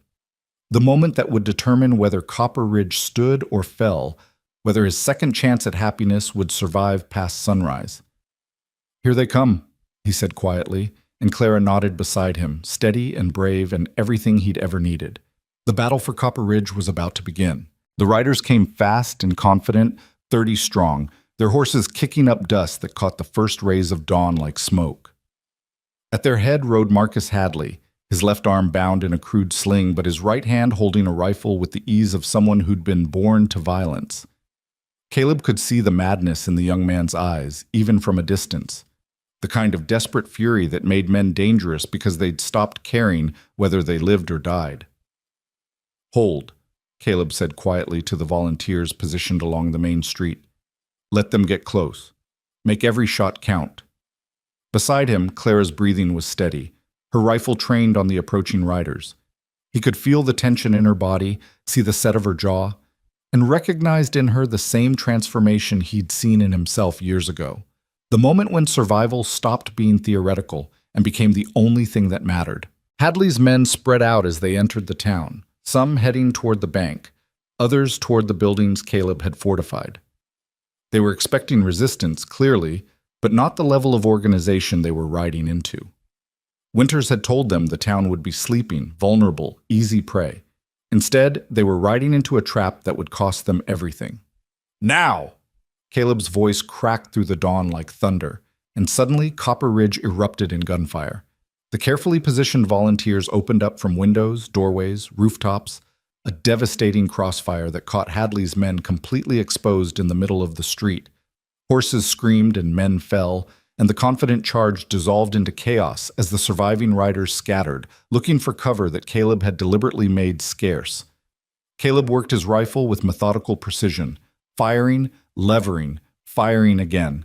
Beside him, Clara's rifle barked in steady rhythm, and he saw one of Hadley's men clutch his shoulder and fall from his saddle. She didn't celebrate, didn't even pause, just levered another round and found her next target. 3 days ago, she'd been a banker's daughter arriving on a stagecoach. Now she was a woman fighting for her home, and the transformation filled Caleb with equal parts pride and terror. The initial volley had dropped at least 8 men and scattered the rest, but Hadley's gang wasn't beaten. They regrouped behind cover, wagons, water troughs, the corners of buildings, and began returning fire with discipline that spoke of military training. Bullets tore through wood and shattered windows, and Caleb heard someone cry out as they were hit. "Medical station," he shouted. "Get the wounded to Mrs. Patterson." "Caleb," Samuel's voice carried from across the street. "They're trying to flank us, coming up through the alley behind the mercantile." Caleb turned to Clara. "Stay here, keep firing, keep their heads down. Don't let them advance." "Where are you going?" "To stop that flanking maneuver before it splits our defense." He was already moving, staying low, using every scrap of cover. Behind him, he heard Clara's rifle continue its steady rhythm, and he sent up a prayer to whatever God might be listening that she'd still be alive when this was over. The alley was narrow and dark, perfect for an ambush. Caleb approached from the side, using a broken fence for cover, and counted 4 men creeping toward the main street. If they reached it, they'd be able to fire into the backs of his volunteers, and the defense would collapse. He couldn't let that happen. Caleb stepped into the alley, his Colt drawn, and fired 4 times in rapid succession. The first man went down instantly. The second took a bullet in the leg and fell screaming. The third and fourth spun toward him, bringing their rifles up, and for one eternal second Caleb thought he'd miscalculated, that he'd traded his life for a tactical advantage. Then Briggs appeared at the other end of the alley with his shotgun, and the fight was over before it truly began. The 2 remaining men threw down their weapons, hands raised, faces pale with the realization that they were done. "Get them to the sheriff," Caleb told Briggs. "Then get back to your position. This isn't over." Back on the main street, the gunfight had settled into an ugly stalemate. Hadley's remaining men, maybe 15 still capable of fighting, had taken up defensive positions and were trading fire with the volunteers. Bodies lay in the street, some moving, some horribly still, and Caleb felt the familiar weight of combat settling over him like a shroud. This was what war looked like, stripped of glory and romance. Just scared people killing each other over grievances that probably didn't matter half as much as they thought. He found Clara where he'd left her, reloading with hands that were steady despite the chaos. A graze along her cheek bled sluggishly, and Caleb's heart clenched at the sight. "You're hit." "Barely. I've cut myself worse shaving." She stopped, registering his expression.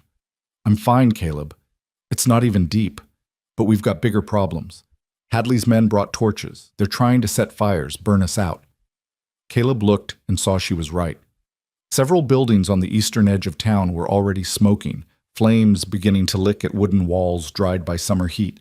If the fires spread, if they couldn't contain them, the town would burn regardless of who won the gunfight. "Samuel," Caleb called out. Get a bucket brigade going. We need to contain those fires before they spread. But even as he gave the order, he saw the trap. Putting out the fires would require men to leave cover, to expose themselves to Hadley's riflemen. And Hadley knew it. The fires were deliberate, designed to force impossible choices. Let the town burn or risk everything to save it. You bastard, Caleb muttered, understanding the cruel genius of the tactic. Hadley wasn't trying to win through superior firepower anymore. He was trying to burn them out, force them into the open, make the defenders choose between their lives and their homes. Caleb, Thomas Beaumont's voice carried from the bank. We can't let it spread. If those fires reach the mercantile, the ammunition inside... He didn't finish, but he didn't need to. Everyone understood what a building full of ammunition would do if it caught fire. The explosion would level half the town and probably kill anyone nearby. Caleb's mind raced through options, each worse than the last. Then Clara's hand on his arm pulled him back to focus. What if we give him what he wants? She said quietly. What? Hadley. He's not here for the town, not really. He's here for my father, for revenge against the Beaumonts. Her voice was steady, but her eyes were troubled. What if I go out there? Offer to surrender? Draw him into the open? Absolutely not. Caleb's response was immediate and absolute. That's not even a discussion, Clara. I won't use you as bait. I'm not asking permission. She checked her rifle, started to stand, and Caleb grabbed her arm. Clara, no, please. There has to be another way. There isn't, and you know it. She turned to face him fully, and he saw in her eyes the same stubborn courage that had made him fall in love with her. Every minute we fight here, more people die. More of the town burns. And for what?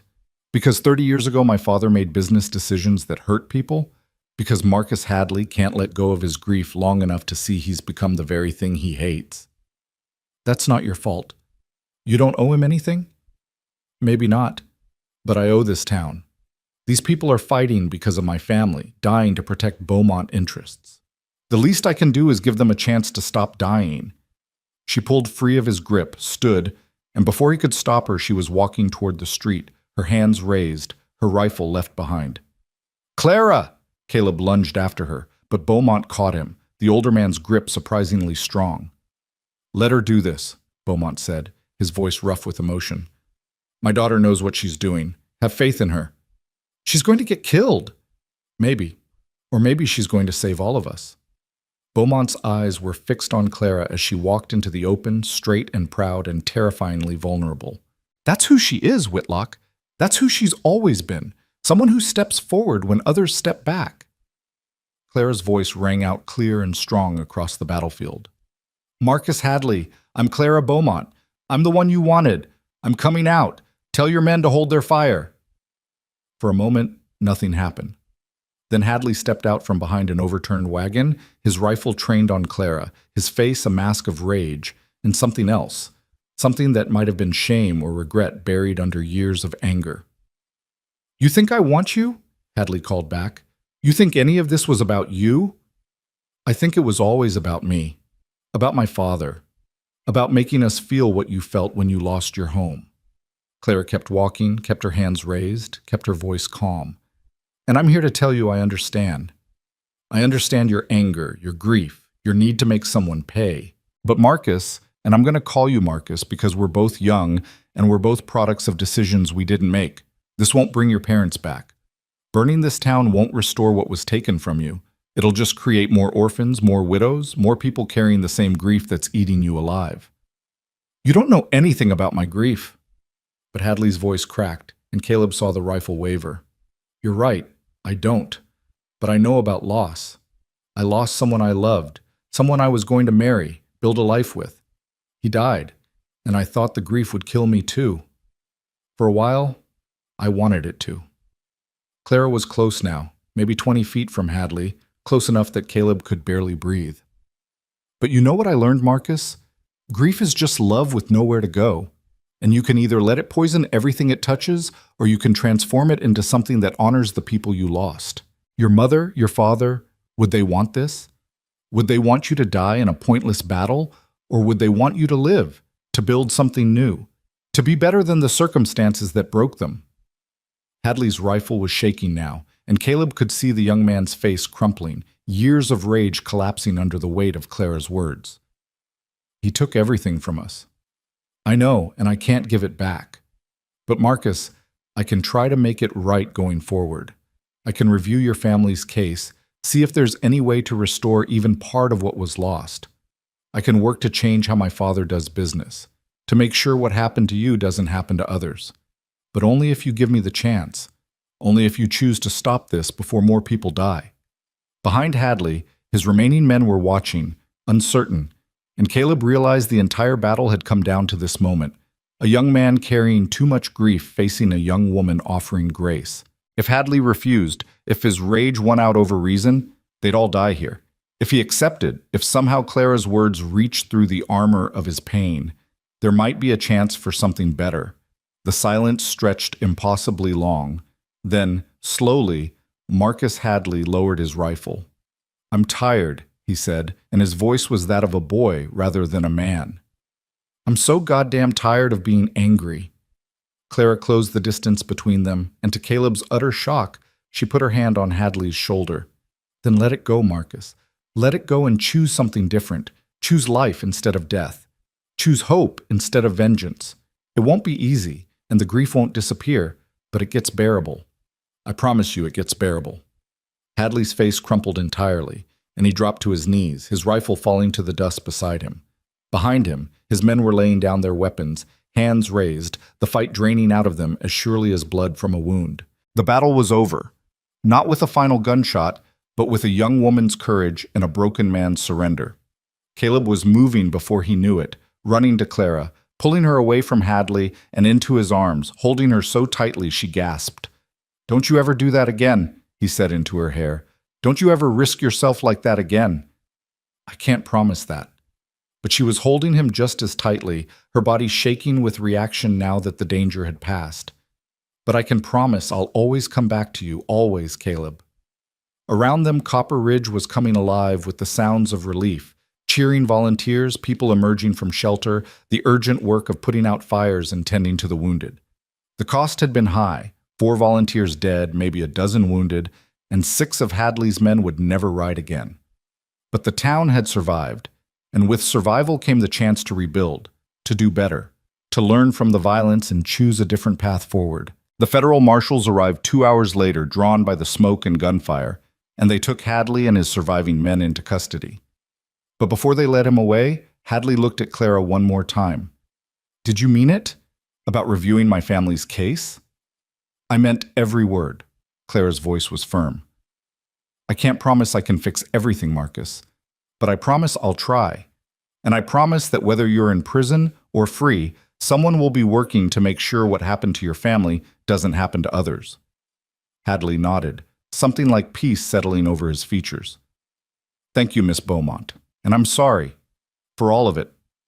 "So am I," Clara said quietly. "So am I." The next few days passed in a blur of recovery and rebuilding.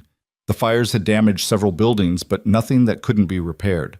The wounded were tended to, the dead were mourned and buried, and slowly Copper Ridge began to knit itself back together. Caleb worked alongside the volunteers, helping repair what had been damaged, and found himself welcomed not as an outsider or a hired gun, but as one of them, someone who'd stood when it mattered, who'd bled for the same dirt they called home. On the 4th day after the battle, Thomas Beaumont summoned him to the bank. Caleb went expecting a payment, a thank you, maybe an offer of more temporary work. What he got instead was something entirely different. "I've been reviewing my business practices," Beaumont said without preamble, "looking at them through my daughter's eyes, trying to see what she sees. And I don't much like what I've found. I've been so focused on profit, on building something that would last, that I forgot who I was building it for. I forgot that people matter more than properties." He pulled out a folder, spread papers across his desk. "These are loan modifications, revised terms for everyone I've foreclosed on in the past 3 years, including the Hadley Ranch. I'm offering them a chance to buy back their properties at fair market value, with payment terms they can actually meet. It won't undo the damage, but it's a start." "That's good," Caleb said, uncertain where this was going. "It is. But it's not enough." Beaumont looked at him directly. "I need someone to oversee these modifications, to work with the families, to make sure the new terms are fair and enforced. Someone who understands both sides, the business realities and the human costs. Someone these people will trust because he's proven he cares more about doing right than getting rich. You're offering me a job. I'm offering you a future, a permanent position, good salary, respect, purpose. All the things my daughter tells me you've been looking for. Beaumont's expression softened slightly. And I'm offering my blessing, if you want it, for you and Clara. She loves you, Whitlock. And unless I'm badly mistaken, you love her too. Caleb felt his throat tighten with emotion. I do, more than I thought I could love anything again. Then stay. Build a life here. Help me turn this bank into something that serves people instead of just extracting from them. And when you're ready, when you feel like you've earned it, ask my daughter to marry you. I suspect she'll say yes. I suspect she will too. Caleb found himself smiling. But I should probably ask her myself first, shouldn't I? Probably wise. Beaumont extended his hand. Do we have an agreement, Mr. Whitlock? Caleb shook his hand, feeling pieces of his life clicking into place like a lock finally finding its key. We do, Mr. Beaumont. We absolutely do. He found Clara at the schoolhouse construction site, arguing with the foreman about window placement again. Some things, Caleb reflected with deep affection, never changed. She saw him approaching, and her face lit up with a smile that made his heart stutter. I heard you were meeting with my father. How did it go? He offered me a job. Permanent position, working with loan modifications and foreclosure reviews. And you took it? Her voice was carefully neutral, but he could see the hope in her eyes. I took it, along with his blessing to court his daughter properly, assuming she's interested. She's very interested. Clara closed the distance between them, taking his hands in hers.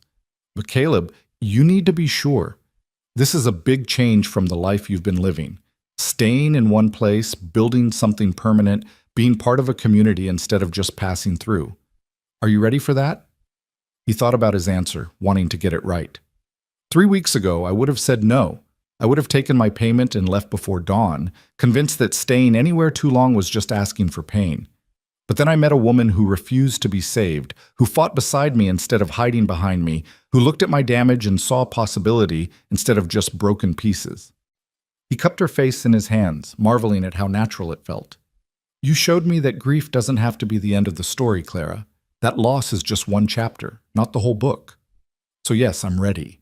I'm ready to stay, to build, to risk my heart again because the alternative is just existing, and you've reminded me that I deserve better than that. Clara's eyes were bright with tears. We both deserve better than that. We deserve happiness and partnership and all the messy, complicated, wonderful things that come with choosing to love someone. Is that what we're doing? Choosing to love each other? I think we already chose weeks ago in a canyon when you shielded me from bullets. Everything since then has just been confirming what we both already knew. She smiled through her tears. But yes, Caleb Whitlock, I'm choosing to love you every day for as long as you'll let me. How about forever?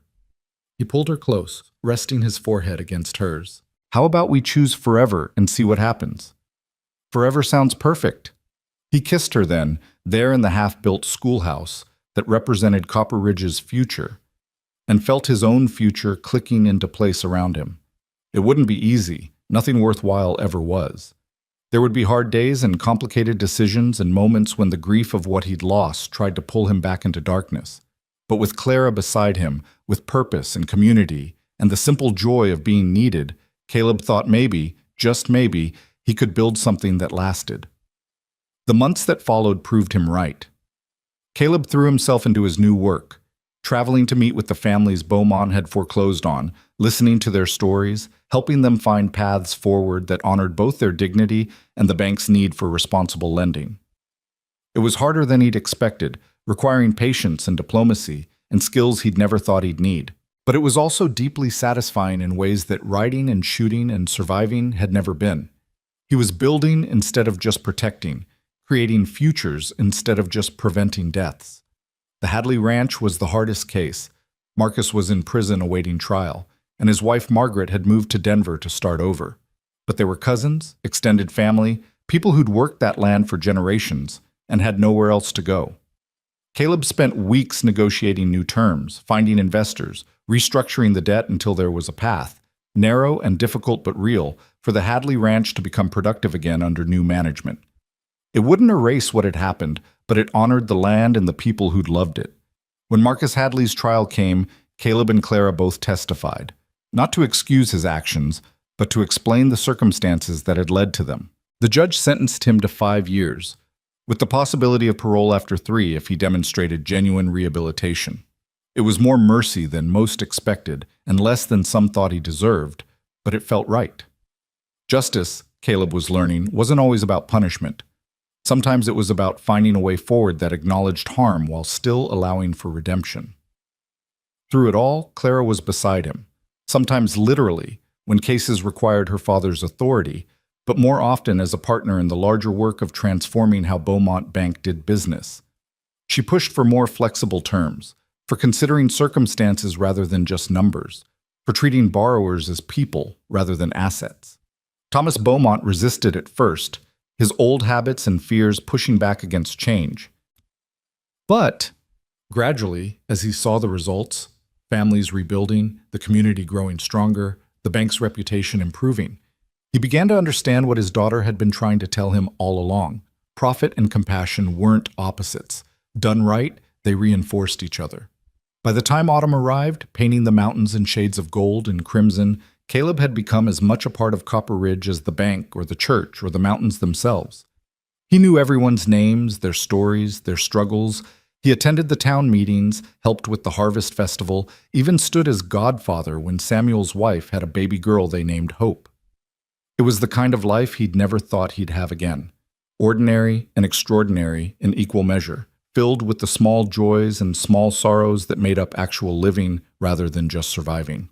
On a clear October evening, with the first snow already dusting the high peaks, Caleb took Clara on a ride to a place he'd been preparing for weeks. It was a piece of land about a mile outside town, on a gentle hillside with views of the valley and the mountains beyond. He'd bought it with his savings and started building. Just a small cabin, nothing fancy, but solid and well-made and positioned to catch both sunrise and sunset. "What is this?"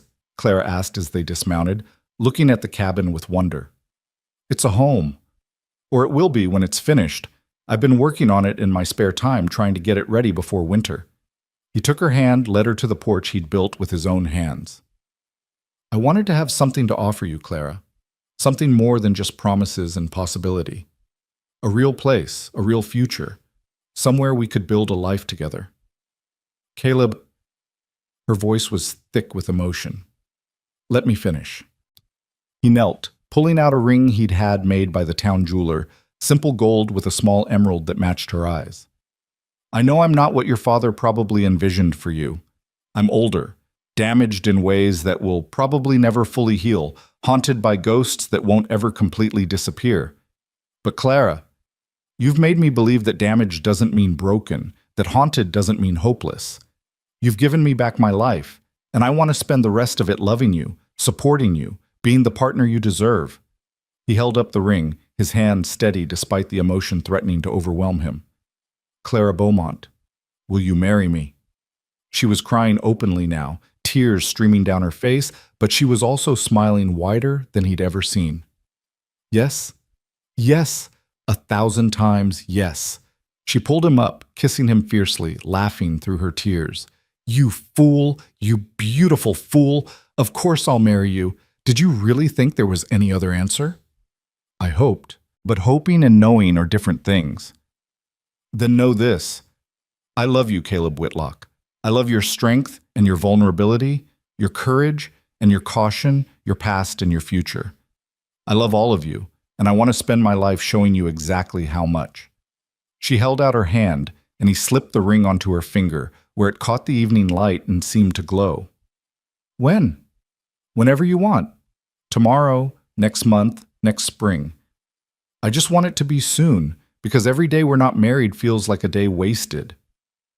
"Spring," Clara decided. "Let's do spring, when everything's new and growing. We'll get married under the apple trees in my father's garden, with the whole town watching. And then we'll come here, to this beautiful home you've built, and we'll start our forever." They sat on the porch as the sun set, planning their future in the way of people who'd learned not to take tomorrow for granted. They talked about this cabin, about what furniture they'd need and how they'd arrange it. They talked about work, about the families they were helping, and the changes still needed. They talked about children, maybe 2 or 3, maybe more, filling the cabin with noise and life and the messy joy of family. They talked about growing old together, about sitting on this same porch 40 years from now, watching their grandchildren play in the valley below. It was the kind of conversation that would have been impossible for Caleb 6 months ago, before a stagecoach arrived in Willow Creek carrying a banker's daughter who refused to be just cargo. Before ambushes and battles, and a woman who'd seen his damage and called it potential. Before Clara had taken his hand and led him back to the land of the living. Winter came early that year, blanketing Copper Ridge in snow that transformed the rough frontier town into something almost magical. Caleb spent the cold months finishing the cabin, often with Clara beside him, both of them working to turn a structure into a home. They filled it with furniture made by the town carpenter, with quilts sewn by Mrs. Patterson, with books from Clara's collection and guns from Caleb's. It was a strange mixture of refinement and frontier practicality, and it was perfect. The wedding took place in April, under apple trees in full bloom that scattered petals like snow across the garden. The whole town attended, along with the marshals who'd helped save them, Jacob Winters and his wife Margaret, both working to rebuild their lives after the trial. And even Marcus Hadley, brought from prison for the day under guard, given permission by the judge to witness the marriage of the woman who'd saved his life by refusing to see him as just his worst moment. Reverend Morrison performed the ceremony, his voice steady as he spoke about love and redemption, about how the greatest act of courage was choosing to risk your heart again after it had been broken.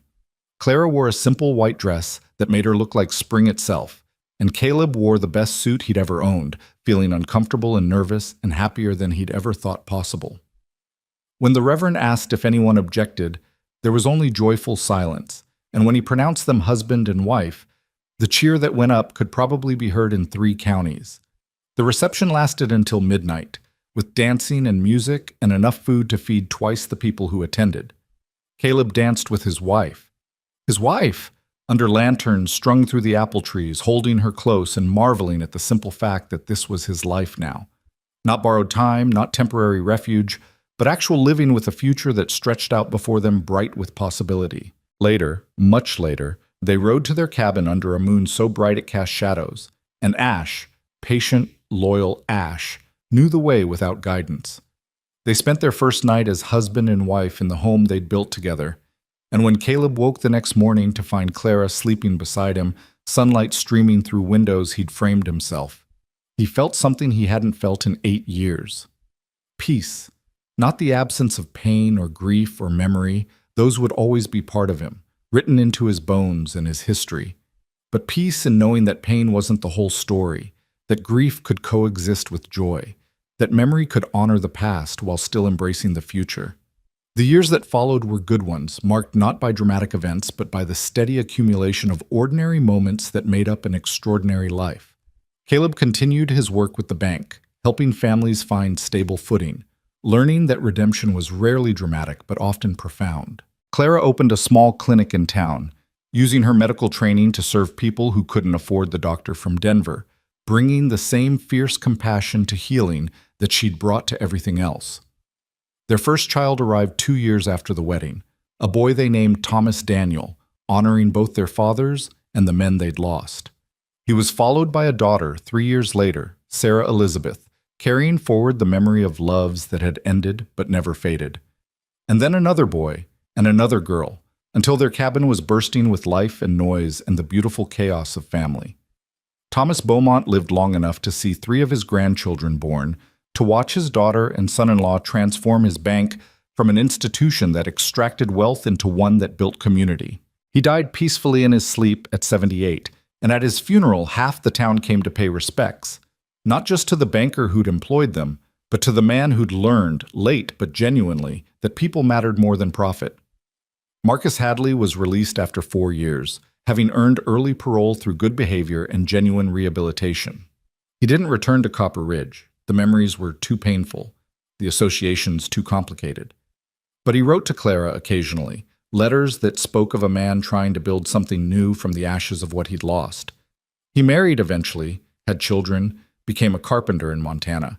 He named his first daughter Clara, and when she asked why, he told her it was after someone who'd shown him that mercy wasn't weakness, and that choosing life over death was the bravest thing a person could do. The schoolhouse Clara had fought so hard to perfect became one of the finest in the territory, its high windows and good ventilation exactly as she'd envisioned.